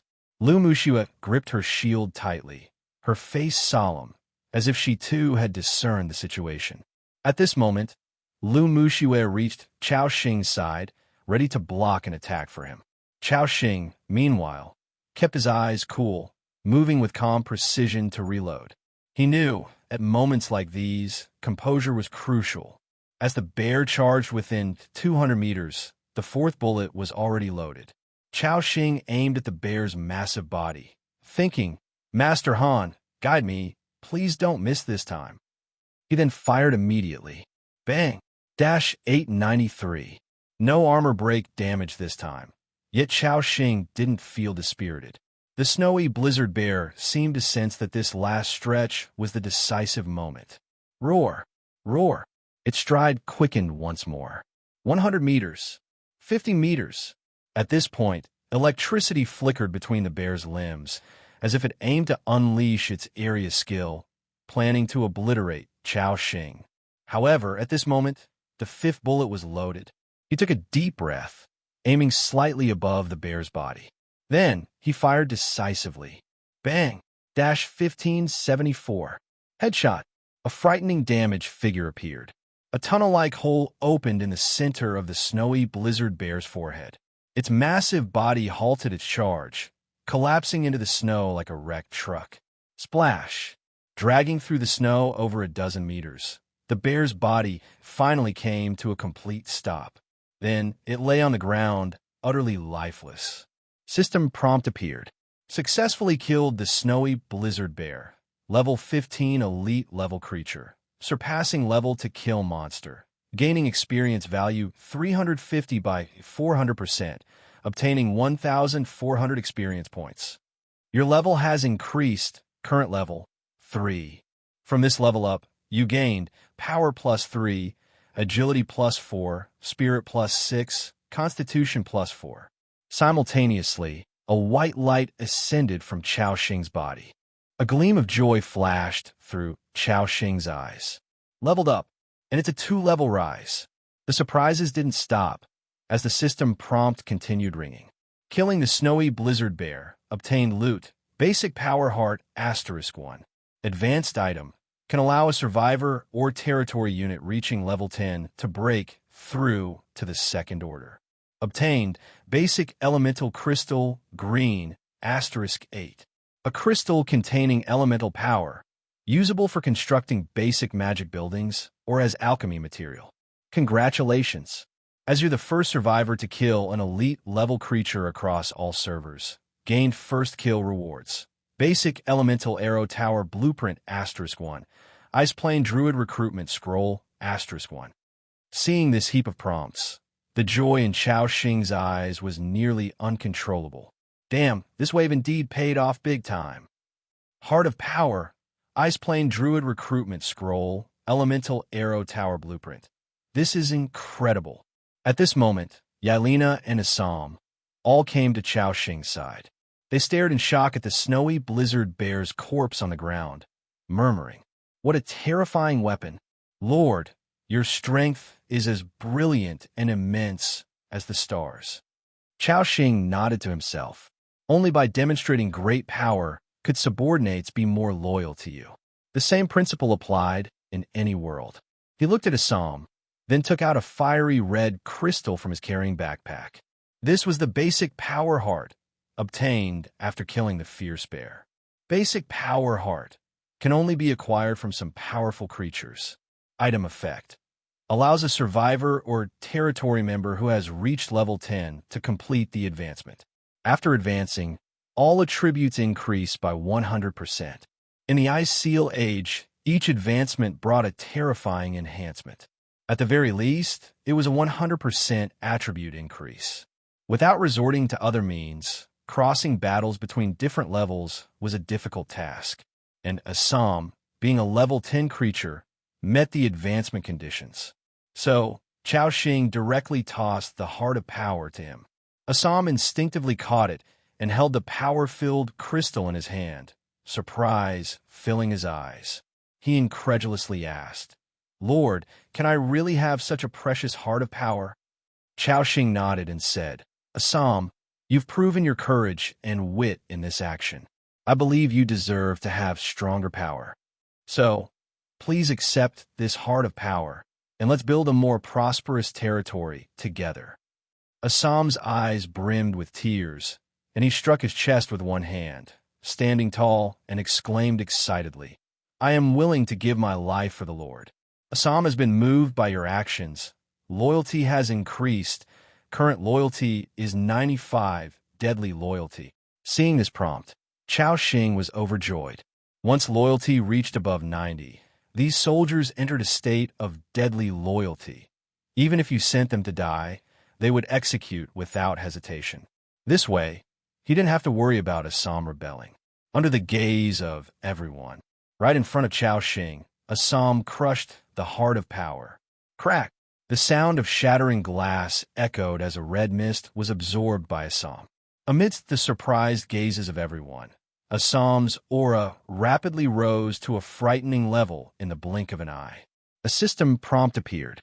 Your territory member. Assam has completed his advancement, with all attributes increasing by 100%. Chao Xing nodded in satisfaction, then looked at Assam's attributes after the advancement. Frost Wolf Knight. Assam, Second Order. Race, Human Clan. Level, 10 level 1722/10,000. Life value, 2040. Attack power, 274/289.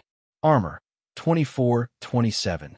Attributes, power 114, agility 108, spirit 96, constitution 102, hunger level 72, loyalty 95. Good. Chao Xing looked at Assam's panel with satisfaction. Without a doubt, this upgrade brought about a qualitative change in his strength. Beside him, Yelena watched Assam's transformation with full envy. Noticing her gaze, Chao Xing said, Yelena, perform well. When you reach level 10, I will also find you a heart of power, allowing you to break through to the Second Order. Upon hearing this, Yelena's slitted eyes widened instantly, and she looked at Chao Xing with excitement, saying, Thank you for your generosity, Lord. Yelena is willing to give everything for the Lord. Yelena has been moved by your words. Loyalty has increased, current loyalty 85. Sure enough, loyalty improved again.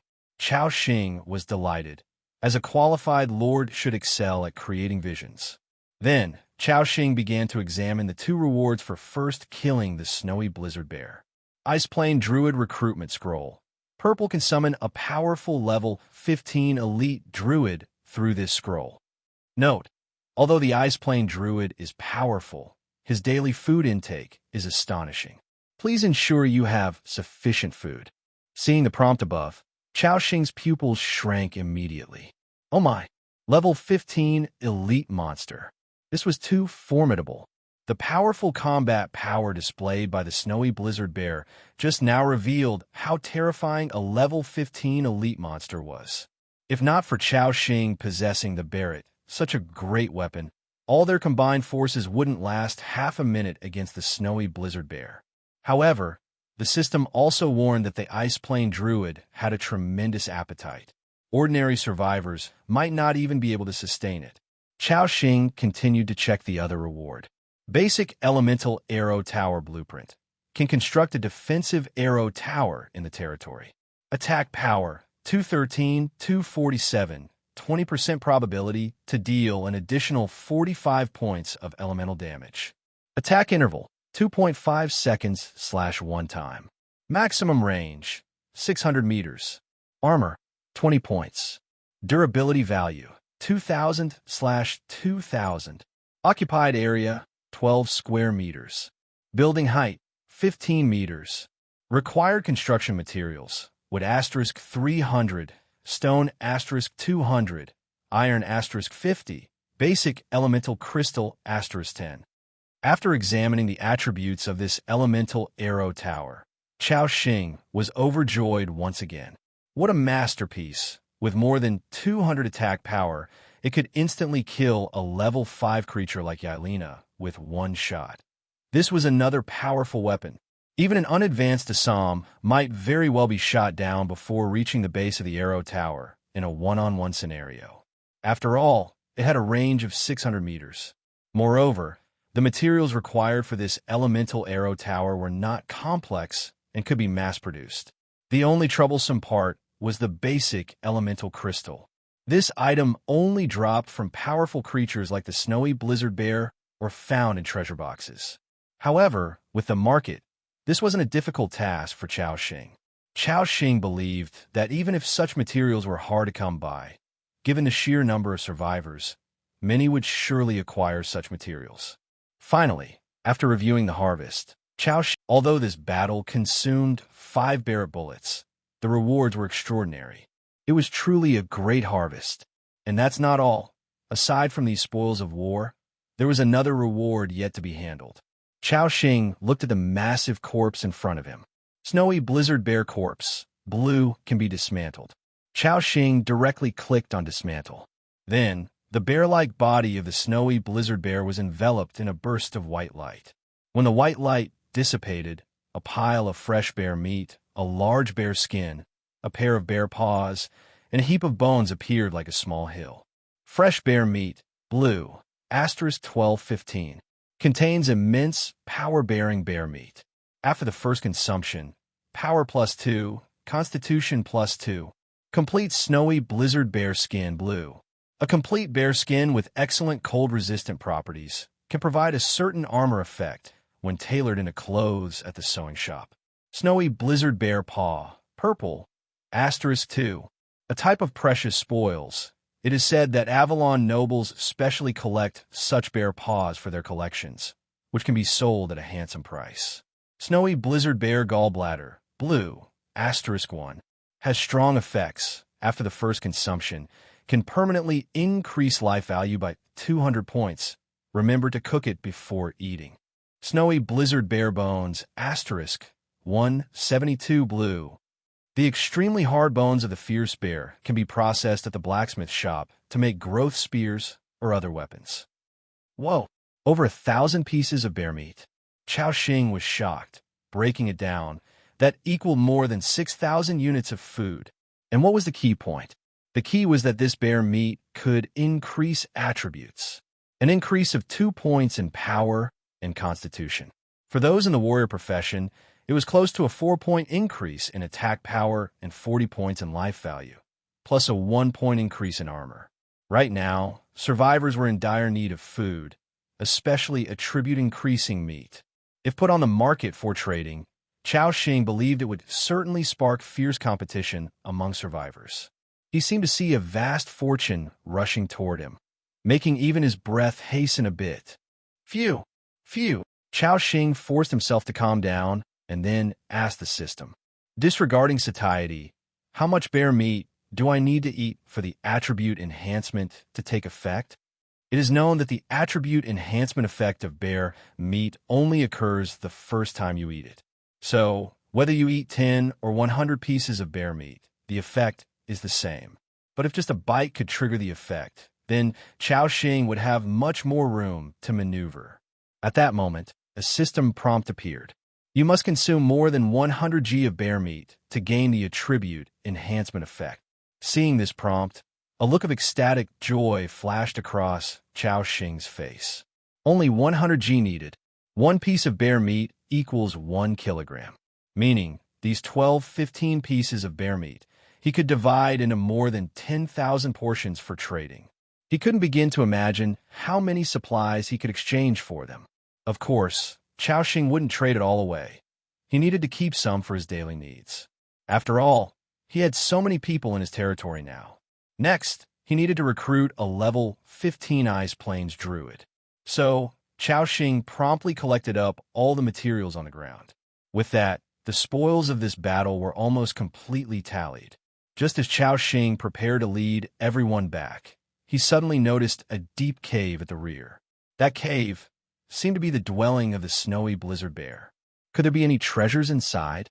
Noticing Chao Xing's gaze, Assam volunteered. Lord, allow your subordinate to go and scout ahead first. Chao Xing nodded. Then, Assam drew the long sword at his waist and went straight into the cave. A few minutes later, Assam walked out and respectfully said, Lord, no other dangers were found inside the cave. However, I did find some things that are different. Chao Xing asked in confusion, different things? Assam nodded. Chao Xing, accompanied by Lu Muxue, moved towards the fierce bear's cave. Upon entering the cavern, a faint earthy scent filled their nostrils.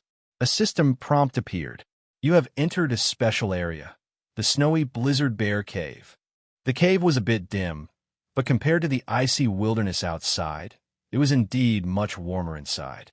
Chao Xing glanced at the temperature display overhead. Current temperature, -25 degrees Celsius. The deeper into the cave they went, the warmer it became. After advancing about a dozen or more meters, Chao Xing found the different thing Assam had mentioned in a corner of the cave. On a pile of dry grass, a creature lay all in white like a fluffy ball. It was a white bear cub, seemingly newborn. Apparently asleep, its body was curled up, revealing soft little paws. Lu Mushue's eyes immediately sparkled with stars. So cute. Chao Xing approached the bear's nest and crouched down, just about to touch the cub. SSS-1. A sound of electricity crackled, and a damage number appeared above Chao Xing's head. Chao Xing felt as if pricked by a needle and instinctively withdrew his arm. What the? This bear cub can produce an electric shock. Chao Xing looked towards the front, surprised, as the attributes of the little bear cub appear before him. Snowy blizzard bear juvenile.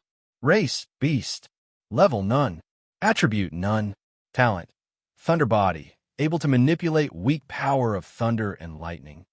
Chao Xing's eyes instantly lit up. Born with the thunder attribute. This little bear cub has potential. Just then, another system prompt appeared. Detectable tameable wild creature. Snowy blizzard bear cub. Would you like to tame it and recruit it into your territory? Taming a wild creature requires providing food and waiting for it to grow before it can have corresponding combat power. Clearly, Lu Muxue, standing by Chao Xing's side, heard the system prompt as well. She was eagerly looking at Chao Xing, seemingly very eager for him to take away the little bear cub. Chao Xing pondered for a moment, then nodded. Although the little bear cub didn't possess combat power, it had potential. When it grew up, it might become as powerful as the fierce bear outside. Recruitment successful, territory members +1. Would you like to name the snowy blizzard bear? I can name it. Chao Xing's eyes shone again as he fell back into thought. This little fellow could produce electricity and was also a bear. Chao Xing couldn't help but remember a game he had played before.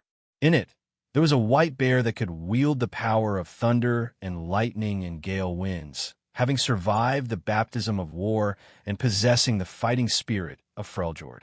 It was called Wally Bell and also had a resounding title, Thunder Roar. With that thought, Chao Xing said directly, "Today I bestow upon you the name Wally Bell." The little bear cub, curled up in its den, stretched out its limbs as if it sensed something. Woo! The little bear cub hummed lightly, naming Wally Bell successful. Lu Muxue also heard the system prompt and was overjoyed, wanting to pick up the little bear cub. Chao Xing reminded her from behind, "Saozi, be careful. This little bear cub can electrocute." Lu Muxue paused, then nodded lightly. She carefully extended a finger to touch the bear cub's body. This time, the little bear cub didn't emit any electricity. Lu Muxue's heart leapt with joy, and she reached out with both hands to hold the little bear cub in her arms. She looked at Chao Xing and said excitedly, "Axing, look, it didn't shock me." Chao Xing's mouth twitched. This little guy. It seemed that the bear cub also knew it had a new owner and was clumsily flailing its limbs. While Lu Muxue held it, she giggled, "Wally, from now on, you will be called Wally." Chao Xing went past the den and walked straight to the back of the cave. Because there, he saw a treasure box. It was one of the things Assam had discovered earlier. Unlocked silver treasure chest. Can be opened. Seeing the system description, Chao Xing's breath caught. Wow, it's a silver treasure chest. In this world, treasure boxes were graded. Black iron, bronze, silver, constant gold, bright moon, and so on.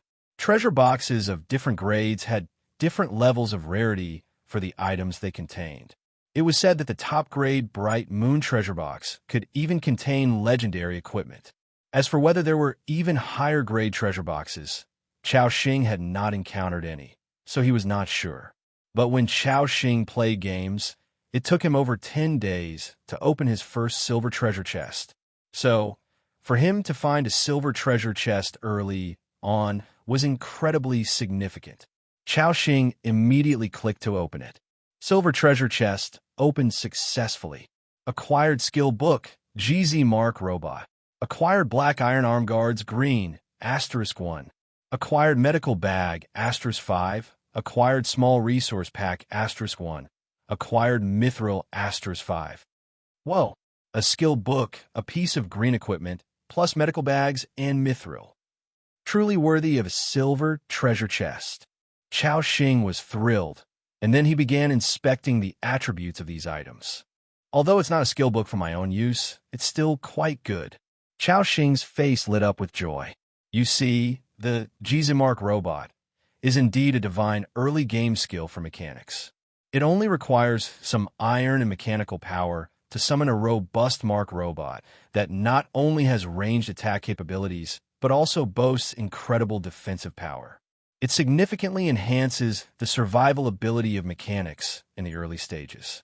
This skill book, if brought to the market, would definitely cause a frenzy among the mechanics. Chao Xing continued to inspect his other spoils.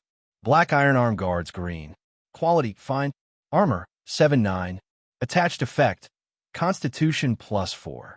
Attached effect, Long Arm, increases attack range by 20%. Small Resource Pack.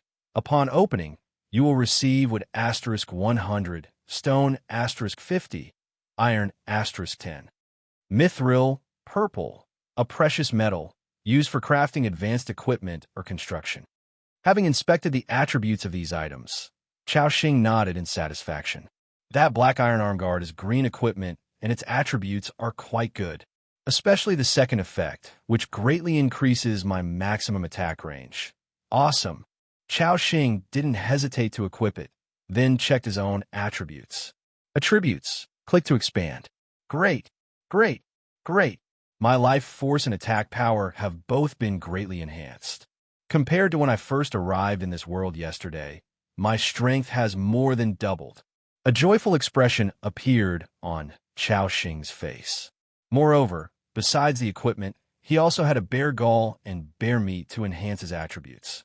Soon, Chao Xing's strength would increase even further. After cleaning up all his gains, Chao Xing nodded satisfactorily, then turned around and said, "Let's go. It's time to head back." They had been out for about an hour this time, and a return journey would take at least half an hour. Chao Xing needed to make the most of all his time to develop his territory. Once the group returned to the camp, the warmth from the bonfire came in waves. Stomp, stomp. They all shook off the snow from their feet. Chao Xing looked up at the sky. Fortunately, it hasn't snowed recently. If it had, moving in this horrible weather would be extremely difficult. He turned to Assam next to him and said, "Assam, come over." Upon hearing this, Assam immediately walked over with his body erect. Chao Xing raised his magic wand. Then a beam of green light hit Assam.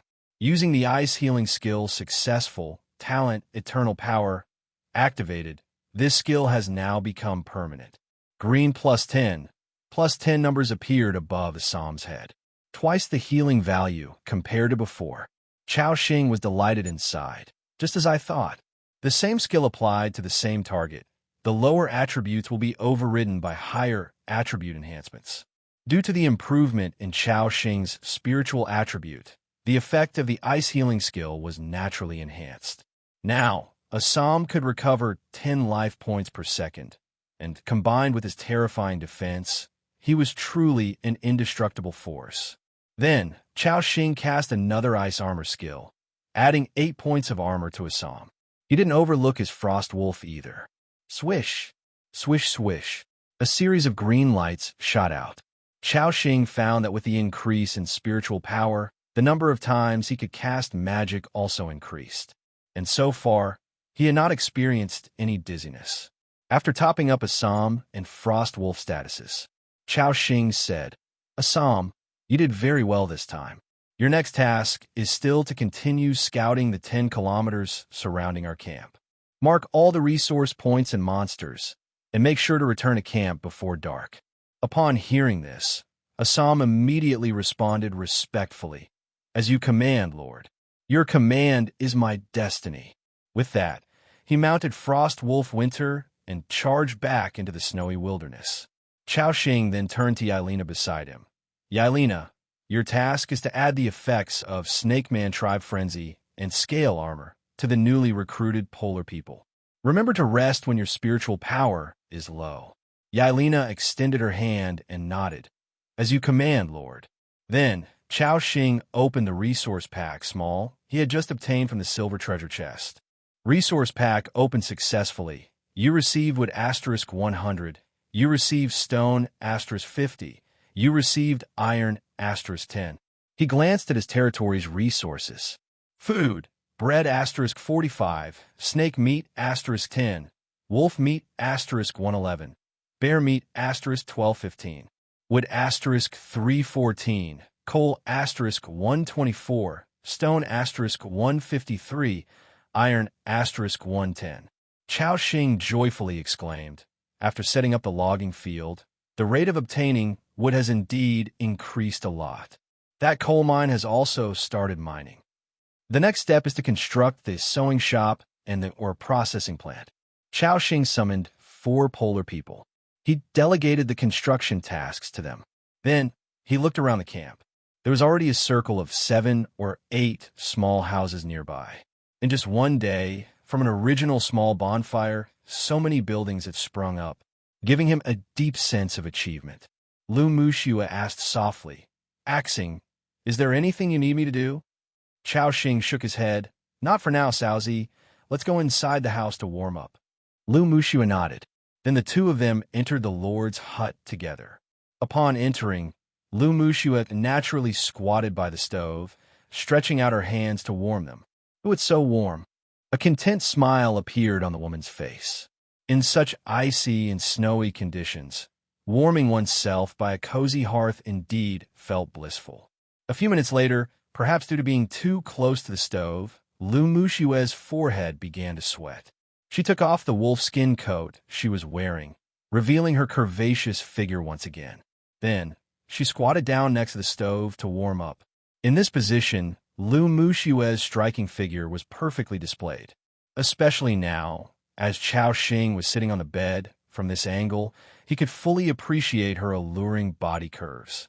Her bust appeared larger due to the pressure of her knees, dazzling in its whiteness. Below her slender waist were her shapely hips, tightly encased in a black skirt. Lu Muxue possessed a mature allure with just a hint of youthful naivete, making it hard to divert one's eyes after a single glance. At that moment, Lu Muxue seemed to notice that her stockings might have torn. Her dainty, adorable toes intertwined beneath her delicate feet. She looked up, somewhat embarrassed, and said, Axing, my stockings seem to have torn. Can I take them off and wash them first? Chao Xing was taken aback for a moment, then nodded. All right, there are a few buckets with water prepared. You could just make a new bucket. Lu Muxue nodded her head lightly, seeming to want to say something else, but finding it hard to broach. Then, she stood by the bed and gently slid off her stockings, lifting her slender legs. It appeared to be the first time she performed such an action in front of another man, and Lu Muxue's cheeks turned so red they seemed almost squeezable. She dared not meet Chao Xing's eyes throughout the process. When Chao Xing saw the Lu Muxue without her stockings, her upper thighs seemed slightly plump while her lower legs were slender, eschewing the extremity of stick-thin. Simply perfect, Chao Xing thought to himself. Lu Muxue picked up her stockings. Just as she was about to stand up, she suddenly noticed some small mud spots on Chao Xing's clothes. With her face still flushed, Lu Muxue said, Axing, your shirt seems to be dirty. Chao Xing looked down, and indeed, there was a patch of black mud on the white shirt he wore before crossing over.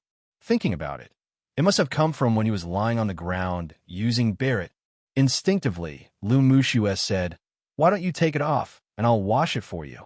Then, realizing how suggestive her words might sound, her face grew even redder, and she hung her head. Chao Xing was stunned for a moment, but he didn't overthink it. Before the sewing shop was built, this was his only shirt. So, Chao Xing nodded. That would be troublesome, Saozi. Chao Xing casually unbuttoned his shirt, revealing his sturdy upper body and muscular chest. Upon seeing Chao Xing's physique, Lu Muxue seemed taken aback and couldn't help staring a few times. Here you go, Saozi. MH. Lu Muxue responded softly. Blushing, she took the shirt from Chao Xing's hands and started to scrub it at the side. Swish swash. The sound of water echoed. Soon after, Lu Muxue had both the stockings and Chao Xing's shirt washed and hung them beside the stove to dry. Then, she carried a basin of steaming water over to Chao Xing. Axing, I noticed there's also a bit of mud on your chest. How about I help you wipe down your body? She had intended to suggest that Chao Xing wipe himself, but for some reason, she blurted out the sentence above. For a moment, Lu Muxue felt utterly embarrassed. Chao Xing also felt something was off about that sentence, but to spare Lu Muxue any embarrassment, he nodded and said, "Thank you, Saozi." It's okay. Lu Muxue sighed with relief, shyly responding. At this point, Lu Muxue placed the basin beside Chao Xing, then crouched down slightly and soaked her hands. Then, with cheeks flushing, she gently rubbed Chao Xing's chest with both hands. Her delicate palms, softened by the warm water, felt slippery. In such close proximity, Chao Xing continuously inhaled the unique body fragrance emanating from Lu Muxue. Lu Muxue's movements were very stiff, making it obvious that this was her first time doing something like this. The warm touch continually moved across his chest, and Chao Xing distinctly felt Lu Muxue's body temperature seemed to be rising. A few minutes later, with flushed cheeks, Lu Muxue said, "Axing, it's done." Chao Xing absently nodded. With her face still flushed, Lu Muxue took the basin away. To calm the turmoil within, Chao Xing put on his wolfskin coat and said, "Saozi, I need to step out for a bit to trade some supplies at the market." "Okay," Lu Muxue responded in a low voice. Chao Xing then stepped out of the Lord's hut. The icy cold outside struck him instantly. "Phew, stay calm, stay calm." Chao Xing took a deep breath, gradually becoming more composed. Then, he headed to the nearby market. "Next up, I need to sell off a batch of bear meat." Chao Xing knew that such food was best sold earlier rather than later.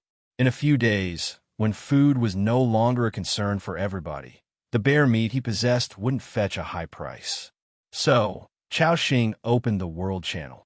"Takagaki Yasuko, my husband was killed by a snow wolf, and now it's just me with 2 children. Is there anyone kind enough to take us in?"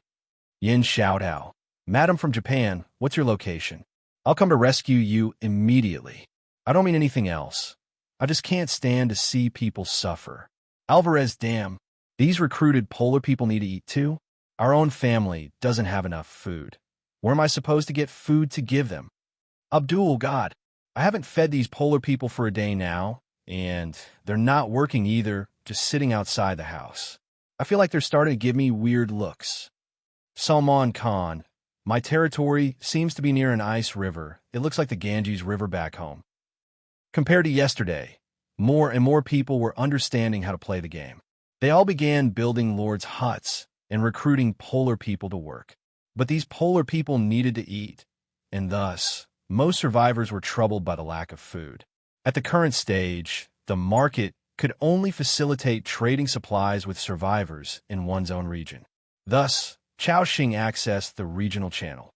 Yang Jiechi, "Brothers, I ventured out today, and at coordinates 12743, 6507, 15231, I discovered a wild camp inhabited by a group of masked individuals. Wang Ziheng, brother above, I advise you not to go there. Those people are ice plain wanderers, a bunch of crazy folks. My 2 polar people were killed by them. Chun Qian, is there any food available? In this heavy snow, it's really hard to know where to find food. Shun Hongguang, exactly, in this damn place, how are we supposed to find food anyway? It was evident that everyone in the chat channel was troubled by the issue of food. They didn't know how to acquire food. In fact, during the newbie protection period, there were some low-level wild monsters around everyone's camp, which were the food sources in the early stages. Because they formed a family team, 4 of them had combat power. If they fought together, dealing with level 1 or 2 wild monsters wouldn't be a problem. But because they were too scared or had poor adaptability, they didn't dare to venture far from the snowy area, let alone fight those wild monsters. At this moment, the chat channel suddenly became chaotic. Look quickly. Fong Long from the Three Heroes Association is selling food again.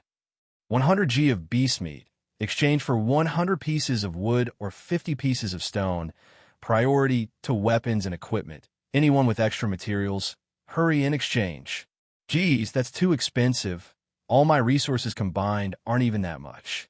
Bro, do you even understand? Do you know how precious food is now? Are those resources more valuable than your life? Exactly. If you don't buy it, others will. Don't snatch it from me. I'm fucking starving. Watching the chat channel, Chao Xing was deep in thought. The food Fong Long was auctioning was a piece of wild boar meat, and although his price was outrageous, it was snatched up in less than 3 seconds. Chao Xing thought to himself, 100 g of beast meat is sold at such a high price. This is equivalent to emptying out a camp's resources. And those who traded their supplies, while they could restore a bit of satiety, would be miserable afterward. They might not be able to develop due to a lack of resources. Even if they could develop, they would probably be several days behind in progress. Once the newbie protection period ends, it's going to be game over. Chao Xing checked the records. It seemed like this was Fong Long's 17th time selling food. One could imagine how many resources he had gathered through these trades. Chao Xing continued thinking, the size of a wild boar is about the same as a snow wolf, meaning he probably doesn't have much meat left. Thinking of this, Chao Xing also posted a trading message on the market. Auction items, fresh bear meat, blue, asterisk 100 g, first consumption, power +2, constitution +2, required items, wood asterisk 10, stone asterisk 5, iron asterisk 1, mithril and elemental crystal, etc., are in high demand. Auction person, Chao Xing. Seller's note, bear meat that can increase hunger level and attributes, with plenty in stock, accepting all kinds of materials, blueprints, skill books, and equipment. Then, Chao Xing started setting prices for various items. 1 elemental crystal equals 1 piece of bear meat. 1 mithril equals 1 piece of bear meat. Equipment blueprint equals 5 to 10 pieces of bear meat. Skill book equals 5 to 10 pieces of bear meat. Chao Xing recorded each item, even adding bullets and having clear prices for them. At this moment, in the regional channel, many survivors who had already established a market suddenly noticed the bear meat being auctioned. They rubbed their eyes in disbelief. Huang Qiufeng, damn. Blue-grade bear meat, and it can increase attributes. Brothers, quickly check the market. Someone is selling bear meat that adds attributes. Hearing this news, many survivors were somewhat dazed. What?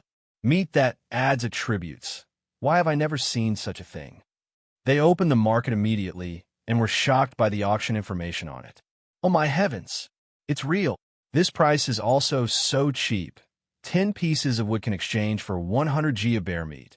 Even 1 elemental crystal can exchange for a whole piece of bear meat. Oh my god, is this fake? Is this guy doing charity? These survivors were filled with disbelief. After all, they all knew how terrifyingly priced food was at the moment. And this was bear meat that added attributes. However, they soon realized that it was indeed real. A survivor named Yang Lin exclaimed excitedly, "Damn, I traded for it. I traded for it. I exchanged 50 pieces of stone for a whole piece of bear meat, enough for my whole family to enhance their attributes." What? When the first survivor successfully traded, other survivors immediately began trading frantically. Damn, damn. I also succeeded in trading. 10 pieces of iron can get a whole piece of bear meat. This is awesome. Elemental crystal. Does anyone have an elemental crystal? You can exchange a whole piece of bear meat for just 1. Hurry. I exchanged a skill book for 5 pieces of bear meat. That's incredible. At this moment, the regional channel was in complete frenzy. Survivors who got the bear meat were thrilled. They all knew how profitable it was to trade supplies for bear meat. Some even posted information about the bear meat in the World Channel, making survivors outside District 174 envious. Ed Stafford. Oh my god, it's bear meat? I've never fought a bear in my life. Chiu Wei Chao. So many added attributes. This is a boon for the warrior profession. Shurichiro Okubo. Baka. Why am I not in 174 District And why hasn't anyone in 11451 district discovered such bear meat? And Chao Xing, too, was overwhelmed by the flurry of trading messages. Trade successful. You received iron *10. You lost fresh bear meat, blue *1. Trade successful. You received stone *5. You lost fresh bear meat, blue *100G. Trade successful. You received soldier standard longsword blueprint, green *1. You lost fresh bear meat, blue *5. Chao Xing's set prices were very reasonable. Even if you only had a small amount of supplies, you could trade with him. In no time, practically all survivors in District 174 got the message. After all, this kind of item that could enhance attributes, the sooner you consumed it, the safer you would be in this world. Chao Xing watched as the resources in his territory surged. Before long, he obtained 5,400 pieces of wood, 3,200 pieces of stone, 342 pieces of iron, 43 basic level elemental crystals, an additional green blueprint, and 20 pieces of mithril. These resources would require 12 polar people to mine, with full effort for nearly half a month, and still might not gather that much. And he had only spent a total of 215 pieces of bear meat so far. And Chao Xing's backpack still had a whopping 1,000 pieces of bear meat left. At this moment, Chao Xing couldn't help but swallow. I've hit the jackpot. Seriously hit the jackpot. Seeing the materials in his backpack, Chao Xing decided to first use them to enhance his strength. First upgrade the bonfire, then also upgrade the Lord's hut. After that, he would upgrade the polar people hut and recruit more polar people to work. Following that, Chao Xing could even construct powerful buildings like the basic level elemental arrow tower, dramatically boosting the defense capabilities of the territory. So, Chao Xing interrupted the market trading and planned to call all the polar people back to prepare for building upgrades. Upon hearing Chao Xing's call, those polar people put down their work and walked towards the camp. At the same time, the trade for bear meat suddenly went offline in the chat channel, and the survivors immediately fell into panic. Guaichen. What the hell? Why did the bear meat suddenly go offline? I haven't bought any yet. Luosa. I didn't get any either. I just got the news that someone was selling attribute-enhancing bear meat in a market. Shuya. Could Chao Xing's bear meat possibly be sold out already? Hurry and tag Chao Xing. In the regional channel, people were frantically tagging Chao Xing. Yuzijuan. At Chao Xing, honey. Say something. Luya. At Chao Xing, big shot. Don't be so indifferent. Come out and soothe your little sister's heart. Huang Ling. At Chao Xing, do you need an anklet? At this time, Chao Xing was giving tasks to those polar people, upgrading campfire and upgrading Lord's hut, without paying attention to the chat in the channel. Seeing that Chao Xing didn't respond, the survivors became anxious. We're screwed, everyone. Chao Xing isn't replying. Could it really have been sold out? Damn, I said earlier I'd wait for the price to drop a bit before buying. Now it's all sold out. I had the same plan, and now I'm really losing out. At this time, a survivor named Yujun said, "You idiots still waiting for someone else to lower the price? Do you even know what kind of meat this is? Items that can enhance attributes are hard currency at any time. And Chao Xing's price is already set very reasonably." Lu Hui. Yeah, Chao Xing's price is really fair. Previously, buying 100G of beast meat from Fong Long almost drained all my assets.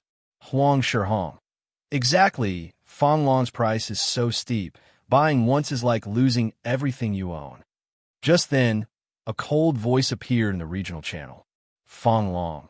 Did someone just say that my meat is expensive? Do you realize how difficult it is for my men to trade even a bit of food? I traded precious food so you wouldn't go hungry, and you say my prices are high. The chat channel fell silent. Most people here were from Xiangjiang, and they all knew the notorious Three Heroes Association. It's a well-known gang. Besides Fong Long, there were 2 other gang bosses. All were ruthless. That's why they named themselves the Three Heroes Association. At its peak, the gang's numbers reached thousands, a reputation that spread across Xiangjiang. Seeing no one speaking, Fong Long continued sarcastically. You all better behave and see who's the boss of this region. From now on, anyone wanting to trade in this region needs our permission, or else they'll suffer. At this point, a survivor named Chun Min Heo said, Fong Long, aren't you being too overbearing? You sell your stuff for such a high price and don't allow others to sell? Fong Long, you're right. We're this overbearing. What do you think the Three Heroes Association is about? Hearing this, the survivors' faces changed. Indeed, a gang like the Three Heroes Association was never good. Collecting protection fees was one of their ways to make money. Evidently, Chao Xing's mass sale of bear meat had infringed on their interests. Fong Long sneered. Let me tell you, we have hundreds of Three Heroes Association brothers in this region. Sooner or later, we'll meet each other. You better think carefully about the consequences of offending us. At this moment, the Three Heroes Association members started speaking up one after another. Support Boss Fong Long. Everyone keep quiet. Channel 174 will be under the control of the Three Heroes Association from now on. Seeing so many people show up, the survivors suddenly realized this.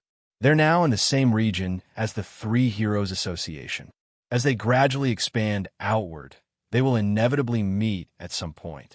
And the Three Heroes Association, with natural hundreds of people, was the largest force in this region. Offending them would make their territory dangerous in the future. For a moment, everyone was too afraid to speak. At that moment, Chao Xing opened the regional channel. He had just seen the chat above and was dumbfounded. What does this mean? All I did was arrange some work, and now I can't even do business? Chao Xing thought for a moment and then said, Everyone, I just left for a while to deal with something. Now the trading continues. Before other survivors could speak, Fong Long saw Chao Xing appear and immediately said, Didn't you hear what I said? I told you to stop trading. Chao Xing replied calmly, Why? Just because you said stop trading, I have to. Fong Long, kid, don't play dumb. You're from Xiangjiang. You should have heard of the Three Heroes Association. Zone 174 is our territory now. Chao Xing paused for a moment, then laughed. What's this? Three Heroes or Three Birds Association. This isn't Blue Star anymore. Why are you trying to pull this with me? Everyone, don't be afraid of these stupid birds. Continue trading. I have limited bear meat. First come, first served. By the way, morons from the Three Birds Association don't trade with me. We're in a new world, yet you're still acting like dogs. Go ask your master for meat. Chao Xing's words were like poking a hornet's nest. It provoked furious curses from the Three Heroes Association members. Zhang Wei. Chao Xing, I asterisk and asterisk percent. Su Haoqing, I and percent and...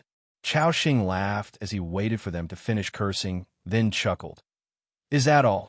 Is this all the Three Heroes Association can muster? Provoked by Chao Xing, curses flooded the screen, and Channel 174 was almost completely taken over by their messages. They furiously hurled verbal attacks at Chao Xing. At this moment, a system prompt appeared in front of them. Due to multiple uses of offensive language, your chat permissions have been revoked. Remaining time, 3 days. The cursing survivors were left dumbfounded. They didn't expect the other world to have a mute function.